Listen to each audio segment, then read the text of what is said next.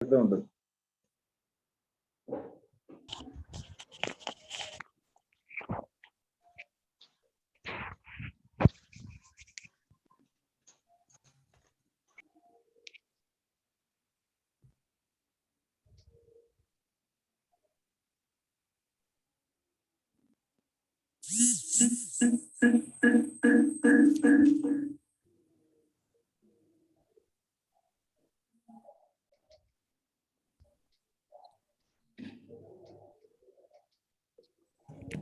Screen കാണാവോ?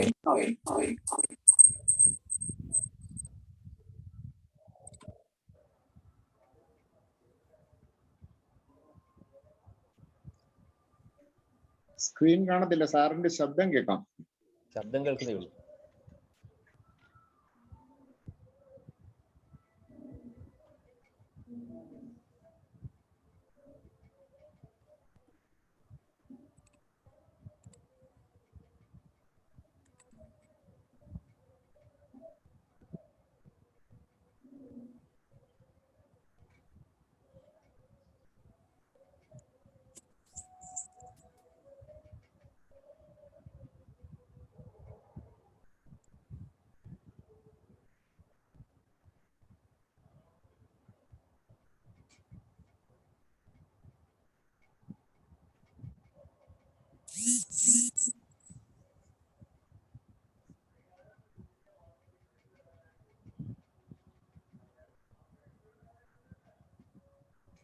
കാണാവോ സാറേ? ഇപ്പൊ കാണാം, സ്ക്രീൻ കാണാം.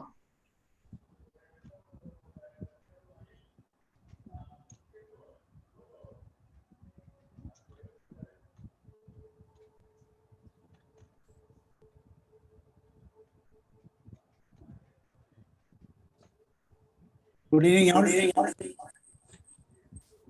എക്കോ വരുന്നുണ്ട്, എക്കോ.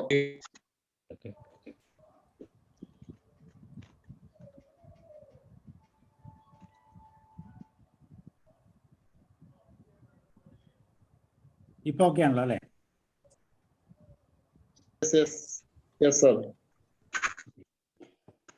അപ്പൊ ഇന്ന് നമ്മള്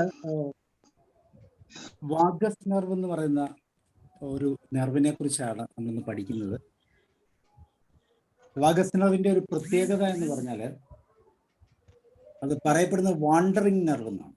വാണ്ടറിങ് നെർവ് എന്ന് പറഞ്ഞാൽ അലഞ്ഞു തിരിയുന്ന നെർവ്. അതിന്റെ മീനിങ് ഇത്രേ ഉള്ളൂ, നമ്മുടെ ശരീരത്തിലെ ഏറ്റവും നീളം കൂടിയ ഒരു നെർവാണ് വാഗസ് നെർവ് എന്ന് പറയുന്നത്. ഇതിൻ്റെ ഒരു പ്രത്യേകത തല മുതൽ വയറിൻ്റെ ഭാഗം വരെ വളരെ ലെങ്തി ആയിട്ടുള്ള ഒരു നെർവാണ് വാഗസ് നെർവ്. ഈ വാഗസ് നെർവിനെ കുറിച്ച് നമ്മൾ പഠിക്കുന്നതിന് മുമ്പ് എന്താണ് നെർവസ് സിസ്റ്റം എന്ന് നമുക്കൊന്ന് നോക്കാം. നെർവസ് സിസ്റ്റം എന്ന് പറയുമ്പം ബേസിക്കലായിട്ട് രണ്ട് തരത്തിലുണ്ട്. ഒന്ന് സെൻട്രൽ നെർവസ് സിസ്റ്റം, രണ്ടാമത് peripheral nervous system. Central nervous system എന്ന് പറഞ്ഞാൽ നമുക്ക് എല്ലാവർക്കും അറിയുന്ന പോലെ ബ്രെയിനും സ്പൈനൽ കോഡുമായിട്ട് കണക്ട് ചെയ്യുക, അല്ലെങ്കിൽ ആ രണ്ട് പോയിന്റ്സ് ഉള്ളത് ബ്രെയിന്, സ്പൈനൽ കോഡ്, അത് ചേർന്ന് അത്രയും ഭാഗത്തുള്ള നെർവസ് സിസ്റ്റത്തെയാണ് സെൻട്രൽ നെർവസ് സിസ്റ്റം എന്ന് പറയുന്നത്. ഓൾമോസ്റ്റ് ബോഡിയുടെ എല്ലാ ഫങ്ഷൻസും കൃത്യമായിട്ട് ചെയ്യുന്ന ബ്രെയിനിൻ്റെയും സ്പൈനൽ കോഡിൻ്റെയും കണക്റ്റഡ് ആയിട്ടുള്ള എല്ലാ നാഡീ വ്യവസ്ഥകളെയും നമ്മൾ സെൻട്രൽ നെർവസ് സിസ്റ്റം എന്ന് പറയും. രണ്ടാമത്തേത് നമ്മൾ പറയുന്നത് പെരിഫറൽ നെർവസ് സിസ്റ്റം എന്ന് പറയും. അത് ബാക്കി ശരീരത്തിൽ മുഴുവൻ വ്യാപിച്ചിരിക്കുന്ന സിസ്റ്റത്തിനെ മുഴുവൻ നമുക്ക് പെരിഫറൽ നെർവസ് സിസ്റ്റം. അപ്പോൾ രണ്ട് തരത്തിലാണ് CNS ഉം PNS, സെൻട്രൽ നെർവസ് സിസ്റ്റവും പെരിഫറൽ നെർവസ് സിസ്റ്റവും.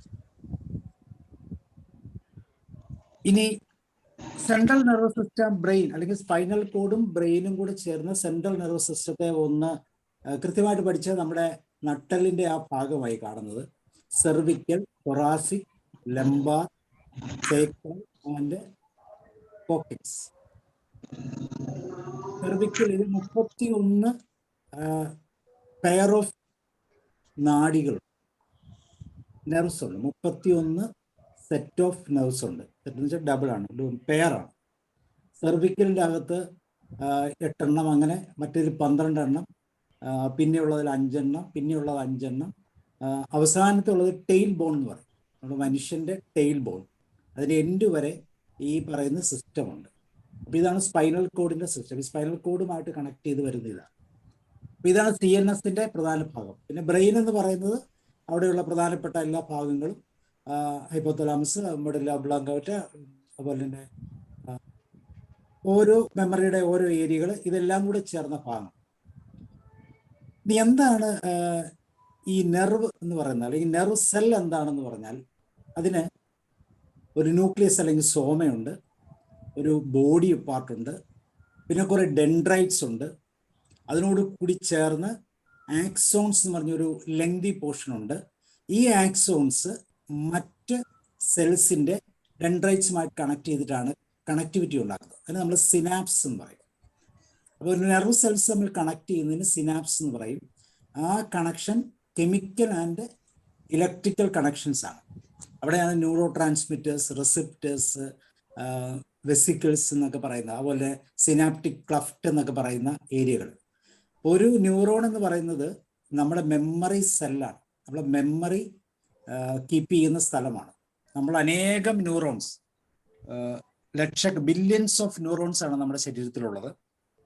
ഈ ഓരോ ന്യൂറോൺസിനും നമ്മുടെ മെമ്മറി കണക്ട് ചെയ്തിട്ടുണ്ട്. ബ്രെയിൻ മാത്രമല്ല, ഇപ്പൊ ശരീരത്തിന്റെ ഓരോ ഭാഗങ്ങളിലും ഈ ന്യൂറോൺസ് ഉണ്ട്. അപ്പൊ ഈ ന്യൂറോൺസിലാണ് ശരിക്കും നമ്മുടെ മെമ്മറി എന്ന് നമ്മൾ പറയുമ്പോൾ, നമ്മുടെ ഓർമ്മ എന്ന് പറയുമ്പോഴും ഒരു ബോഡിക്ക് ആവശ്യമുള്ള എല്ലാ കാര്യങ്ങളും കൃത്യമായി കീപ്പ് ചെയ്ത് വെച്ചിരിക്കുന്നത് ഈ പറയുന്ന.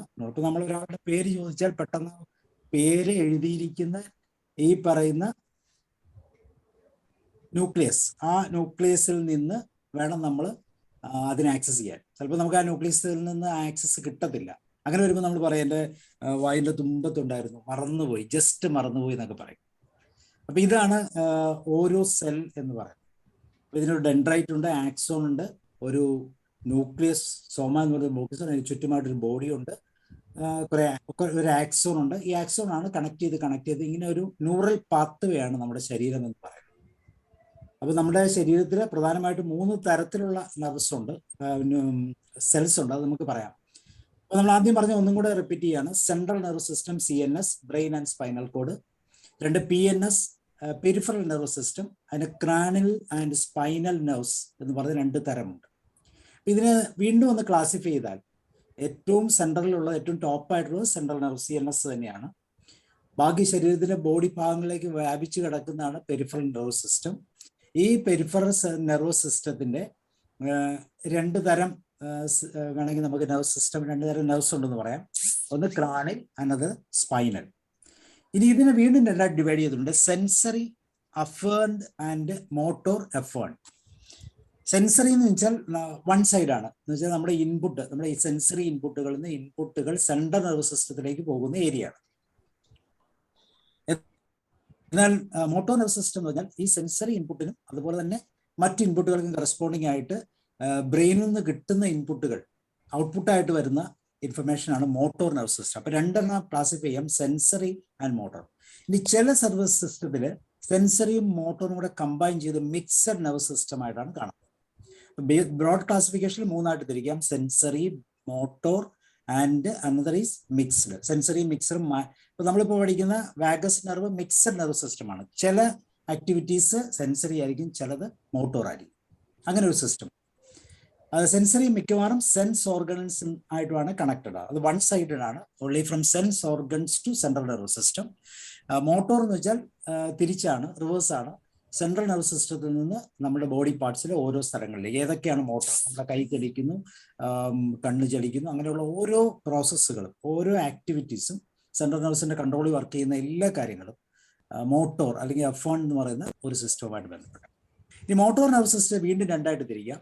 Somatic, this called voluntary. അപ്പൊ നമ്മുടെ മസിലുകൾ ചലിക്കുന്നു, അല്ലെങ്കിൽ നമ്മുടെ എല്ലുകൾ, കൈകൾ വിടർത്തുന്നു, ചുരുക്കുന്നു, ഇങ്ങനെയുള്ളതെല്ലാം നമുക്ക് വോളണ്ടറി, നമുക്ക് ചെയ്യാൻ പറ്റും. നമ്മുടെ ഫേഷ്യൽ മസിൽസ് അത് ഏകദേശം 37 എണ്ണവും വോളണ്ടറി മസിൽസ് ആണ്. ചിരിക്കുക എന്ന് പറഞ്ഞാൽ വോളണ്ടറി ആണ്, പക്ഷെ കരയുക എന്ന് വെച്ചാൽ വോളണ്ടറി അല്ലത്. അതിന് നമുക്കൊരു ഇനിഷ്യേഷൻ വേണം. അപ്പൊ ഇങ്ങനെയുള്ള സൊമാറ്റിക് എന്ന് പറയും, this called voluntary, it's called skeletal and muscles. ഇനി ഇത് തന്നെ ഓട്ടോണോമിക് ഉണ്ട്, ദാറ്റ് ഇസ് കോൾഡ് ഇൻവോളണ്ടറി. ഇത് നമ്മളറിയാതെ നമ്മുടെ ശരീരത്തിൽ നടക്കുന്ന എല്ലാ പ്രോസസ്സുകളും ഇൻവോളണ്ടറി മസിൽസ് അല്ലെങ്കിൽ പ്രോസസ്സുകളാണ്, അല്ലെങ്കിൽ ഇൻവോളണ്ടറി മോട്ടോർ ആക്ടിവിറ്റീസ് ആണ്.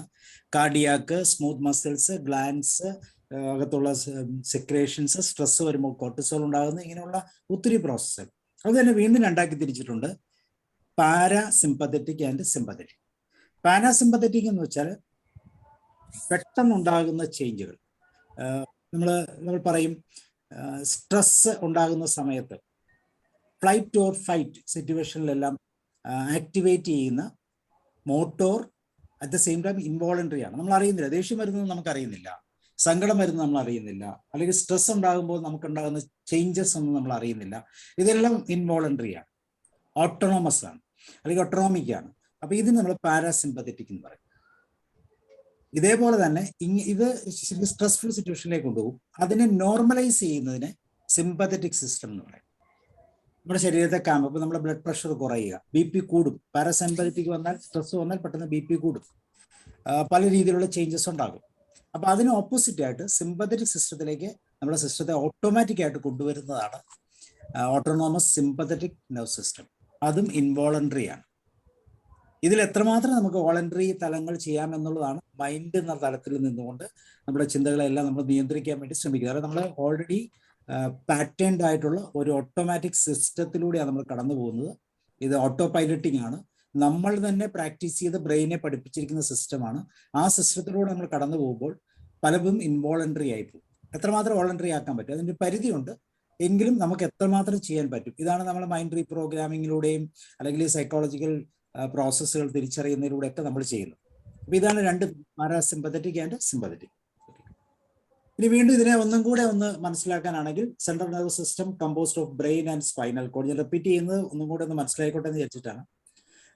Contains relay neurons or inter neurons.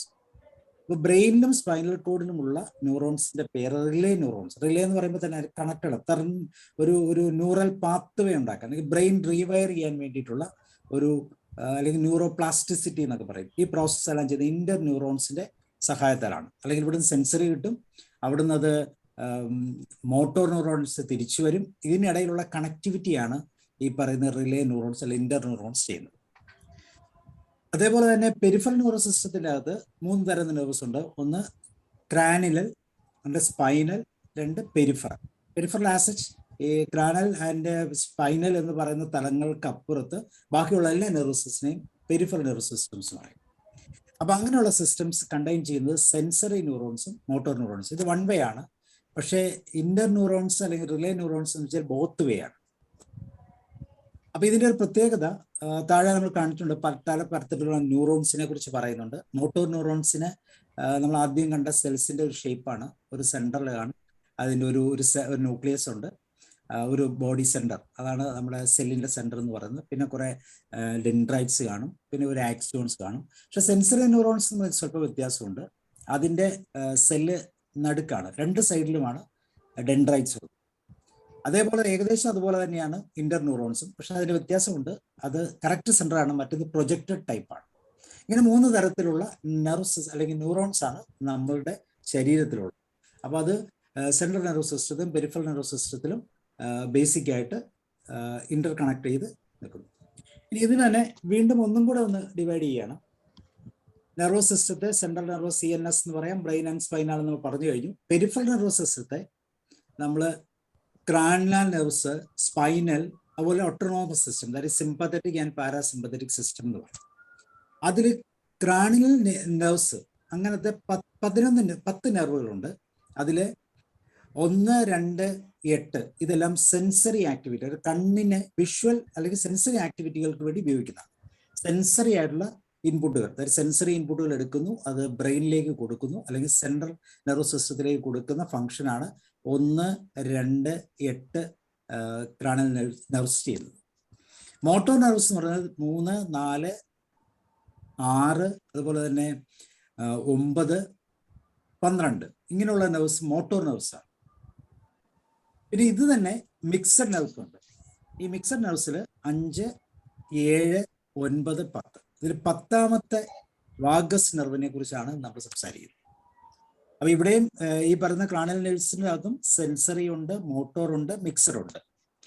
Central nervous സിസ്റ്റത്തിൽ മിക്കവാറും തന്നെ മിക്സഡ് ഇന്റർന്യൂറോൺസ് മിക്സഡ് നെർവ്സ് ആണ്, അങ്ങോട്ടും ഇങ്ങോട്ടും അത് കണക്ട് ചെയ്യുന്നതാണ്, പ്രൊപ്പഗേറ്റ് ചെയ്യുന്നതാണ്.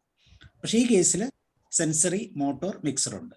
നമ്മൾ പാരാസിമ്പറ്റിക് സിമ്പത്തറ്റിക്കിനകത്തും നമ്മൾ പറഞ്ഞു ചിലതൊക്കെ സെൻസറി ആണ്, ചിലതൊക്കെ മോട്ടോർ ആക്ടിവേറ്റഡ്.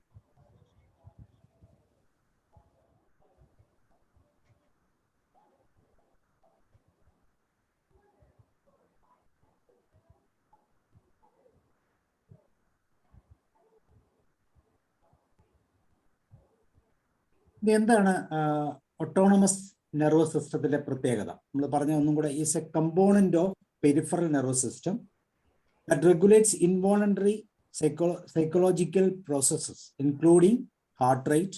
ഇതെല്ലാം ഇൻവോളണ്ടറി ആണ്, നമുക്ക് കൺട്രോൾ ഇല്ല. Heart rate, blood pressure, respiration, digestion and sexual അറൂസൽ, ഇതെല്ലാം ചെയ്യുന്നത് ഈ പറയുന്ന ഓട്ടോണോമസ് സിസ്റ്റമാണ്. അതിൻ്റെ അത് തന്നെ വീണ്ടും ഡിവൈഡ് ചെയ്തിട്ടുണ്ട്: sympathetic, parasympathetic and enteric. Sympathetic നമ്മൾ കണ്ടു, ഫൈറ്റ് ഓർ ഫ്ലൈറ്റ് സിറ്റുവേഷനിൽ അറൗസ് ചെയ്യുന്നതാണ്. പാരാസിമ്പത്തറ്റിക് എന്ന് വെച്ചാൽ വീണ്ടും ബോഡിയെ കാം ആക്കാൻ വേണ്ടി ഉപയോഗിക്കുന്നതാണ്. എൻട്രിക് എന്ന് പറയുന്നത് മറ്റൊരു സിസ്റ്റമാണ്. ആ സിസ്റ്റവും ഇതിനോടുകൂടി ചേർന്ന് നിൽക്കും. ഇനി സിമ്പത്തറ്റിക് നെർവസ് സിസ്റ്റത്തിന്റെ ഒരു പ്രത്യേകത എന്ന് പറഞ്ഞാൽ it works as an accelerator of a pedal. Sympathetic nervous fight or flight സിറ്റുവേഷനെ മാനേജ് ചെയ്യുന്നതാണ്.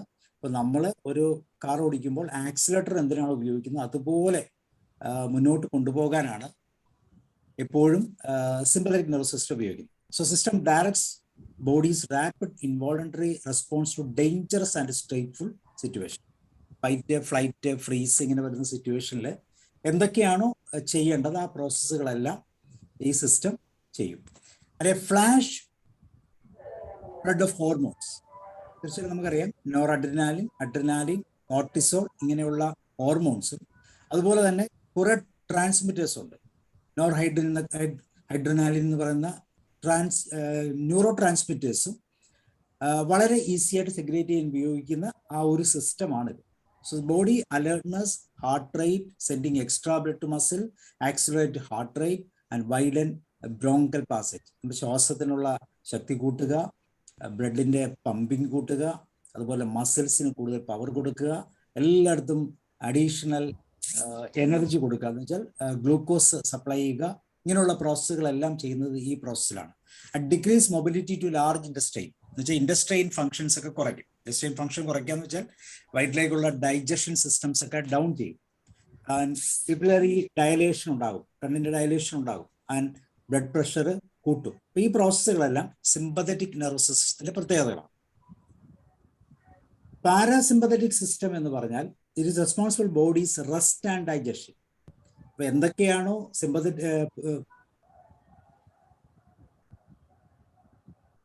എന്തൊക്കെയാണോ പാരാസിമ്പത്തറ്റിക് സിസ്റ്റംസ് ചെയ്യുന്നത് അതിന്റെ ഓപ്പോസിറ്റ് ആയിട്ടുള്ള വർക്കുകളാണ് സിമ്പത്തറ്റിക് സിസ്റ്റം ചെയ്യുന്നത്. So it's responsible for body's rest and digestion, response when body is relaxed, resting and feeding. So if involuntarily calms body after a stressful situation. അപ്പോൾ ഒരു stressful situation വന്നു കഴിഞ്ഞാൽ അത് automatic ആയിട്ട് ബോഡിയെ calm ചെയ്യും. It decreases respiration and heart rate and increases digestion. ഇപ്പൊ sympathetic nervous system എന്താണോ ചെയ്തതിന്റെ ഓപ്പോസിറ്റ് ആയിരിക്കും parasympathetic system. Parasympathetic nervous system act like a brake. ഇപ്പൊ സിമ്പത്തറ്റിക് സിസ്റ്റം നമ്മൾ ഒരു ആക്സിലേറ്റർ എങ്ങനെയാണോ വർക്ക് ചെയ്യുന്നത് അതുപോലെ വർക്ക് ചെയ്യുമ്പോൾ പാരാസിമ്പത്തറ്റിക് സിസ്റ്റം വർക്ക് ചെയ്യുന്നത് ഒരു ബ്രേക്ക് ആയിട്ടാണ്. ഇത് രണ്ട് ഫംഗ്ഷനാണ്. ഒന്ന് സ്ട്രെസ് കൂട്ടാൻ. സ്ട്രെസ് കൂട്ടാൻ അറിഞ്ഞുകൊണ്ടല്ല, അതൊരു സർവൈവൽ സ്ട്രാറ്റജിയാണ്. പല സമയങ്ങളിലും നമുക്കൊരു സർവൈവൽ സിറ്റുവേഷൻ വരുമ്പോൾ അത് എങ്ങനെയാണോ ബാലൻസ് ചെയ്യേണ്ടത് അത് ചെയ്യുന്ന വർക്കാണ് സിമ്പത്തറ്റിക് സിസ്റ്റം ചെയ്യുന്നത്. ഒരുപക്ഷെ ആ സമയത്തിന് ശേഷം പെട്ടെന്ന് റിക്കവർ ചെയ്യുമ്പോൾ അത് റിക്കവർ ചെയ്യാൻ വേണ്ടി സഹായിക്കുന്ന മറ്റൊരു തരം നെർവ് സിസ്റ്റമാണ് parasympathetic system. Act as a brake. നമ്മുടെ ആ ബോഡിയിൽ ഉണ്ടാകുന്ന നെഗറ്റീവ് ചേഞ്ചിനെ വീണ്ടും റിലാക്സ് സ്റ്റേറ്റിലേക്ക് കൊണ്ടുവരാനും റെസ്റ്റിലേക്കും ഡൈജസ്റ്റീവ് റെസ്പോൺസിലേക്കും കൊണ്ടുവരാൻ വേണ്ടി ഉപയോഗിക്കുന്നതാണ് പാരാസിമ്പത്തറ്റിക് നെർവ് സിസ്റ്റം. ഇനി എൻട്രിക് നെർവ് സിസ്റ്റം എന്ന് വെച്ചാൽ the system exerts a profound influence in all digestive process. Gut ആക്സസിൽ കൂടെ ചെയ്യാനുള്ള കുറേ കാര്യങ്ങൾ ഗട്ട് ബ്രെയിനുമായിട്ട് ബന്ധപ്പെട്ട ഡൈജസ്റ്റീവ് പ്രോസസ്സിനെ ഹെൽപ്പ് ചെയ്യുന്നതാണ് എൻട്രിക് സിസ്റ്റം എന്ന് പറയുന്നത്. പ്രൊവൈഡഡ് മോട്ടിലിറ്റി, പ്രത്യേകിച്ച് മോട്ടിലിറ്റി, അതുപോലെ തന്നെ iron transplant associated with secretion and absorption, gastro intestinal blood flow, അതുപോലെ തന്നെ muscular transport and secretion and modulates immune and endocrine functions. അപ്പോൾ ഒരു ഗട്ട് ആക്സസ് അല്ലെങ്കിൽ നമ്മുടെ സ്റ്റൊമക്കുമായിട്ട് റിലേറ്റ് ചെയ്യുന്ന എല്ലാ ഫങ്ഷൻസിനെയും കൂടുതൽ ഇഫക്റ്റീവായിട്ട് ചെയ്യുന്ന മറ്റൊരു നെർവ് സിസ്റ്റമാണ് എൻട്രിക് നെർവ് സിസ്റ്റം. നമുക്കറിയാം 2 ബ്രെയിനാണ് നമുക്കുള്ളത്, ഒന്ന് ഗട്ട് ബ്രെയിനും ഒന്ന് നമ്മുടെ റിയൽ ബ്രെയിനും. അപ്പോൾ ഗട്ട് ബ്രെയിൻ എന്ന് വെച്ചാൽ വളരെ ഇമ്പോർട്ടൻ്റ് ആണ്. ആ ഗട്ട് ബ്രെയിനിന്റെ കണക്ടിവിറ്റി നമ്മളിപ്പോൾ പറയുന്ന വാഗസ് നെർവ് ഉപയോഗിച്ച് ബ്രെയിൻ വഴി ഗട്ട് നെർവ് ഒരു ഡയറക്റ്റ് പാത്ത് വേ, അതുകൊണ്ടാണ് ഇവിടെ സൂപ്പർ ഹൈവേ എന്നതിനെ പറയുന്നത്. അപ്പൊ ഈ കണക്ടിവിറ്റിയിൽ സഹായിക്കുന്ന മറ്റൊരു എൻട്രിക് നെർവ് സിസ്റ്റമാണ് ഈ പറയുന്ന ഗട്ടുമായിട്ട് കണക്ട് ചെയ്തിട്ടുള്ള എൻട്രിക് സിസ്റ്റം എന്ന് പറയുന്നത്. ഇനി ഇതല്ലാതെ സ്പൈനൽ നെർവ്സ് എന്ന് പറഞ്ഞ ഒരു സെറ്റ് ഓഫ് നെർവ്സ് പറഞ്ഞിരുന്നു. സ്പൈനൽ കോഡിന്റെ പടം നമ്മൾ കാണിച്ചിരിക്കുന്നു. ആ സ്പൈനൽ നെർവ്സിൽ it's a mixed nerve which carries motor, sensory and autonomic signals between spinal cord and body. ഈ സ്പൈനൽ നെർവ് വഴിയാണ് അല്ലെങ്കിൽ സ്പൈനൽ കോഡ് വഴിയാണ് പ്രധാനമായിട്ടും നമ്മുടെ കണക്ടിവിറ്റി വരുന്നത്. ആ സ്പൈനൽ കോഡിൽ നിന്ന് മുന്നോട്ട് വരുന്ന അല്ലെങ്കിൽ അതിനുശേഷം വരുന്ന അതിൽ നിന്ന് കണക്റ്റഡ് ആകുന്ന നെർവ്സ് ആണ് സ്പൈനൽ നെർവ്സ്. സാധാരണ മനുഷ്യരിൽ 31 പേഴ്സ് ആണ്. 8 എണ്ണം സെർവിക്കൽ, 12 എണ്ണം തൊറാസിക്, 5 എണ്ണം ലംബാർ. നമ്മൾ നടുവേദനയൊക്കെ പറയുമ്പോഴത്തേക്കും ലംബാർ ഡിസ്കിന് പ്രോബ്ലം ഉണ്ടെന്ന് പറയും. Lumbar L1, L2, L3, L4, L5 problem ഉണ്ടെന്ന് പറയും. അതുപോലെ കഴുത്തിന് സെർവിക്കൽ പ്രോബ്ലം ഉണ്ട്. കഴുത്തിൽ നമ്മൾ കോളറൊക്കെ ഇടുന്നത് സെർവിക്കൽ പ്രോബ്ലമാണ്. അവിടെ 8 ബോൺസ് ആണ്, അല്ലെങ്കിൽ ആ സെർവിക്കൽ കോളത്തിൽ 8 തരത്തിലുള്ള പെയർ ഓഫ് അല്ലെങ്കിൽ എത്രമാത്രം ഡിസ്ക് ഉണ്ടോ ആ ഡിസ്കിന് കറസ്പോണ്ട് ഓരോ ഡിസ്കിന്റെ ഇടയിലൂടെയും ഈ പറയുന്ന നെർവ്സ് കണക്റ്റഡ് ആണ്. അപ്പോൾ ടോട്ടൽ 31 പെയർസ് ഉണ്ട്, 2 സൈഡിലേക്കും കണക്ടിവിറ്റി ഉണ്ട്. Near the spinal cord each spinal nerves branches into 2 Roots. 2 സൈഡിൽ കൂടെയും ആണ് കണക്ട് ചെയ്തത്. നമ്മുടെ ബോഡിയുടെ 2 സൈഡിൽ, ഇപ്പൊ ഇടത്ത് കൈയിലേക്ക് വലത്ത് കൈയിലേക്ക്, ഇടത്ത് കാലിലേക്ക് വലത്ത് കൈയിലേക്ക്, അതുപോലെ ലങ്സ് ആണ് ലെങ്സിന്റെ, അങ്ങനെയുള്ള ഒരു സിസ്റ്റമാണ്. അപ്പോൾ 31 പെയർ ആയിട്ടാണ് ഈ പറയുന്ന സ്പൈനൽ നെർവ്സ് വർക്ക് ചെയ്യുന്നത്. എൻ്റെ പിക്ചറിലെ ഡയഗ്രാം വളരെ ക്ലിയർ ആയിട്ട് കാണാം. സ്പൈനൽ കോഡ് നടുക്ക്, കൈ വിരൽ വെച്ചിരിക്കുന്നത് പോലെ 2 സൈഡിലേക്കും വളരെ കൃത്യമായിട്ട് ഈ 31 പെയർ നെർവ്സ്, സെർവിക്കൽ നെർവ്സ് ഉണ്ട്, തൊറാസിക് ഉണ്ട്, ലംബാർ ഉണ്ട്, സാക്രൽ ഉണ്ട്, അതുപോലെ ലാസ്റ്റ് നമ്മുടെ ടെയിൽ ബോണുമായിട്ട് കണക്ട് ചെയ്യുന്ന ആ ഒരു സെല്ലിൽ അല്ലെങ്കിൽ ആ ഒരു സിസ്റ്റത്തിലെ ഒരു പെയർ അവിടെയും അപ്ലൈ ചെയ്തിട്ടുണ്ട്. ഇനി നെക്സ്റ്റ് വരുന്നത് നമ്മുടെ ഏറ്റവും ഇമ്പോർട്ടൻ്റ് ആയുള്ള കാർണൽ നെർവ്സ് സിസ്റ്റമാണ്. ഈ സിസ്റ്റം പല ഫങ്ഷൻസിന് വേണ്ടിയാണ് ഉപയോഗിക്കുന്നത്. ഇതിൽ ഒരു സിസ്റ്റമാണ് 10ാമത്തെ കാർണൽ നെർവ് എന്ന് പറയുന്നത് വാഗസ് നെർവ്. അതല്ലാതെ നമ്പർ 1 എന്ന് പറയുന്ന ഓൾഫാക്ടറി നെർവ്സ് സ്മെല്ലുമായിട്ട് കണക്ട് ചെയ്ത് നമ്മുടെ ബ്രെയിനിൽ കണക്റ്റഡ് ആയിട്ടുള്ള ഒരു സിസ്റ്റമാണ്, ഒരു ഡയറക്റ്റ് സിസ്റ്റം. നമ്മൾ വാഗസ് നെർവിനെ പോലെ അത്രമാത്രം ഇമ്പോർട്ടൻ്റ് ആയിട്ടുള്ള ഒരു കാർണൽ നെർവാണ് ഓൾഫാക്ടറി നെർവ് സിസ്റ്റം. ഇത് അങ്ങോട്ടും ഇങ്ങോട്ടും കണക്ട് ചെയ്യാം. ദാറ്റ് മീൻസ് ഒരേ സമയത്ത് തന്നെ അത് മിക്സ്ഡ് ആയിട്ടും വർക്ക് ചെയ്യാം, സെൻസറി ആയിട്ടും അതുപോലെ മോട്ടോർ ആയിട്ട് ആക്ട് ചെയ്യാം. ഓൾഫാക്ടറി നെർവ് ഫൈബേഴ്സ് ആണ് നമ്മുടെ സ്മെല്ല് കിട്ടുന്നതിന് വേണ്ടി ഉപയോഗിക്കുന്നത്. അത് സെൻസറിയാണ്, ആ ടൈപ്പ് സെൻസറി സിസ്റ്റമാണ്. രണ്ടാമത് ഒപ്റ്റിക് നെർവ് സിസ്റ്റം നമ്പർ 2 എന്ന് പറയുന്നത് ഐയുടെ റെറ്റിനയുടെ മൂവ്മെന്റ്സ്. റെറ്റിന എന്ന് വെച്ചാൽ കാഴ്ച, വിഷ്വൽ, സെൻസറി വിഷ്വൽ ആയിട്ടുള്ള ഇൻഫർമേഷനെ കറക്റ്റ് ആയിട്ട് എടുക്കുന്നതാണ് ഒപ്റ്റിക്കൽ നെർവ്സ് നമ്പർ 2 എന്ന് പറയുന്ന കണ്ണാൽ. മൂന്നാമത്തത് ഒക്ലോമോട്ടർ എന്ന് പറയും. അത് നമ്പർ 3 ആണ്. അതിന്റെ ഐ മസിൽസ് ആണ്. എന്ന് വെച്ചാൽ നമ്മുടെ റെറ്റിനയിരിക്കുന്ന ഐയുടെ മസിൽസ്, അത് ചലിക്കുന്നതിന് വേണ്ടിയിട്ടുള്ള മോട്ടോർ സിസ്റ്റമാണ്. ബ്രെയിനിൽ നിന്ന് നമ്മളുടെ സിസ്റ്റത്തിലേക്ക് കണ്ണിലേക്ക് കൊടുക്കുന്ന നെർവ് സിസ്റ്റമാണ്. അത് മോട്ടോർ നെർവ്സ് എന്ന് പറയും. അത് ഐ മസിൽസിനെ ചേഞ്ച് ചെയ്യും. നമ്മുടെ റെറ്റിന അല്ലെങ്കിൽ ആ ഐ ബോളിനെ മൂവ് ചെയ്യിക്കുന്നു. നാലാമതെന്ന് വെച്ചാൽ പ്രോക്ലർ എന്ന് പറയും. That is I ball back സൈഡിലുള്ള ഐ ബോൾ മൂവ്മെന്റ്സിനെ കൺട്രോൾ ചെയ്യും. അബ്ഡസൻ എന്ന് പറയുന്ന മറ്റൊരെണ്ണം ദാറ്റ് ഈസ് ഐ മൂവ്മെന്റ്സ് ആണ്. I movements back side full ആയിട്ടുള്ള ഐ മൂവ്മെന്റ്സിനെ കൺട്രോൾ ചെയ്യുന്നത് അത് മോട്ടോർ നെർവ്സ് ആണ്. അതേസമയം ഫേസ് മസിൽസ്, ട്രൈമിനൽ എന്ന് വെച്ചാൽ ഫേസ് മസിൽസ് ആണ്. ദാറ്റ് ഈസ് മിക്സഡ് ആണ്. ഫേസിലുള്ള മസിൽസ്, പ്രധാനമായിട്ട് ജോസ്, അതുപോലെ തന്നെ നമ്മളുടെ മസിൽസ്, ഫേസിലുള്ള മസിൽസിന് ഇതിനെല്ലാം കൺട്രോൾ ചെയ്യുന്ന മിക്സഡ് ടൈപ്പാണ്. അത് സെൻസറി ഉണ്ട്, അതേസമയം അത് മോട്ടോറുമാണ്. പിന്നെ വരുന്നത് ഫേഷ്യൽ ആണ്. ദാറ്റ് ഈസ് ഫേഷ്യൽ എന്ന് പറയുന്നത് ഫേഷ്യൽ മസിൽസിനെ എല്ലാം കൺട്രോൾ, ആദ്യത്തെ പോലെ തന്നെ അത് ആദ്യത്തെ മിക്സ്ഡ് ആണ്, ഇത് മോട്ടോർ ന്യൂറോൺസ്. പിന്നെ വരുന്നത് വെസ്റ്റിബുലോ എന്ന് പറയുന്നത് ഓഡിറ്ററി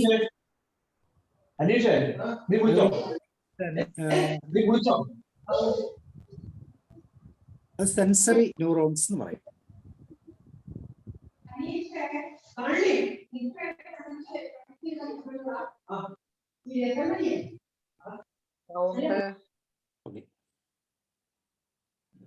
ജോബി സാറേ, കുമാർ സാർ കേൾക്കുന്നുണ്ടോ?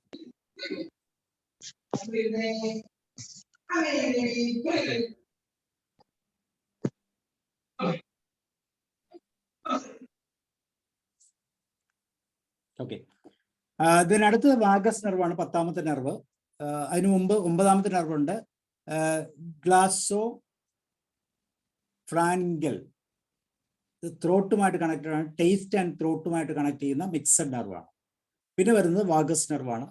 പിന്നെ വരുന്നത് ആക്സിലറി നെർവ് എന്ന് പറഞ്ഞ് നെക്കുമായിട്ട് കണക്ട് ചെയ്ത ഒരു മോട്ടോർ നെർവ് ഉണ്ട്. പിന്നെ ഹൈപ്പോഗ്ലോസൽ എന്ന് പറഞ്ഞ നെർവ് ഉണ്ട്, ദാറ്റ് ഈസ് ലോവർ ത്രോട്ടുമായിട്ട് കണക്ട് ചെയ്യുന്ന 12ാമത്തെ നെർവ്. അങ്ങനെ ടോട്ടൽ 12 നെർവുകളാണ് കാർണൽ നെർവ്സ് എന്ന് പറയുന്നത്. അതിൽ വാഗസ് നെർവിനെ കുറിച്ചാണ് നമ്മൾ പഠിക്കുന്നത്. വാഗസ് നെർവ് എന്ന് പറയുമ്പോൾ അതിന്റെ കണക്ടിവിറ്റി നമ്മൾ ആദ്യം പറഞ്ഞ പോലെ ഇത് വാണ്ടറിങ് നെർവാണ്. അത് ബ്രെയിൻ മുതൽ നമ്മളുടെ ഗട്ട് ആക്സിസ് വരെ, അല്ലെങ്കിൽ സ്റ്റൊമക്കിന്റെ ലോവർ ആൻഡ് ഹയർ അപ്പർ ഇൻഡസ്ട്രെയിൻ വരെയുള്ള എല്ലാ ഭാഗങ്ങളിലും കണക്റ്റഡ് ആണ്.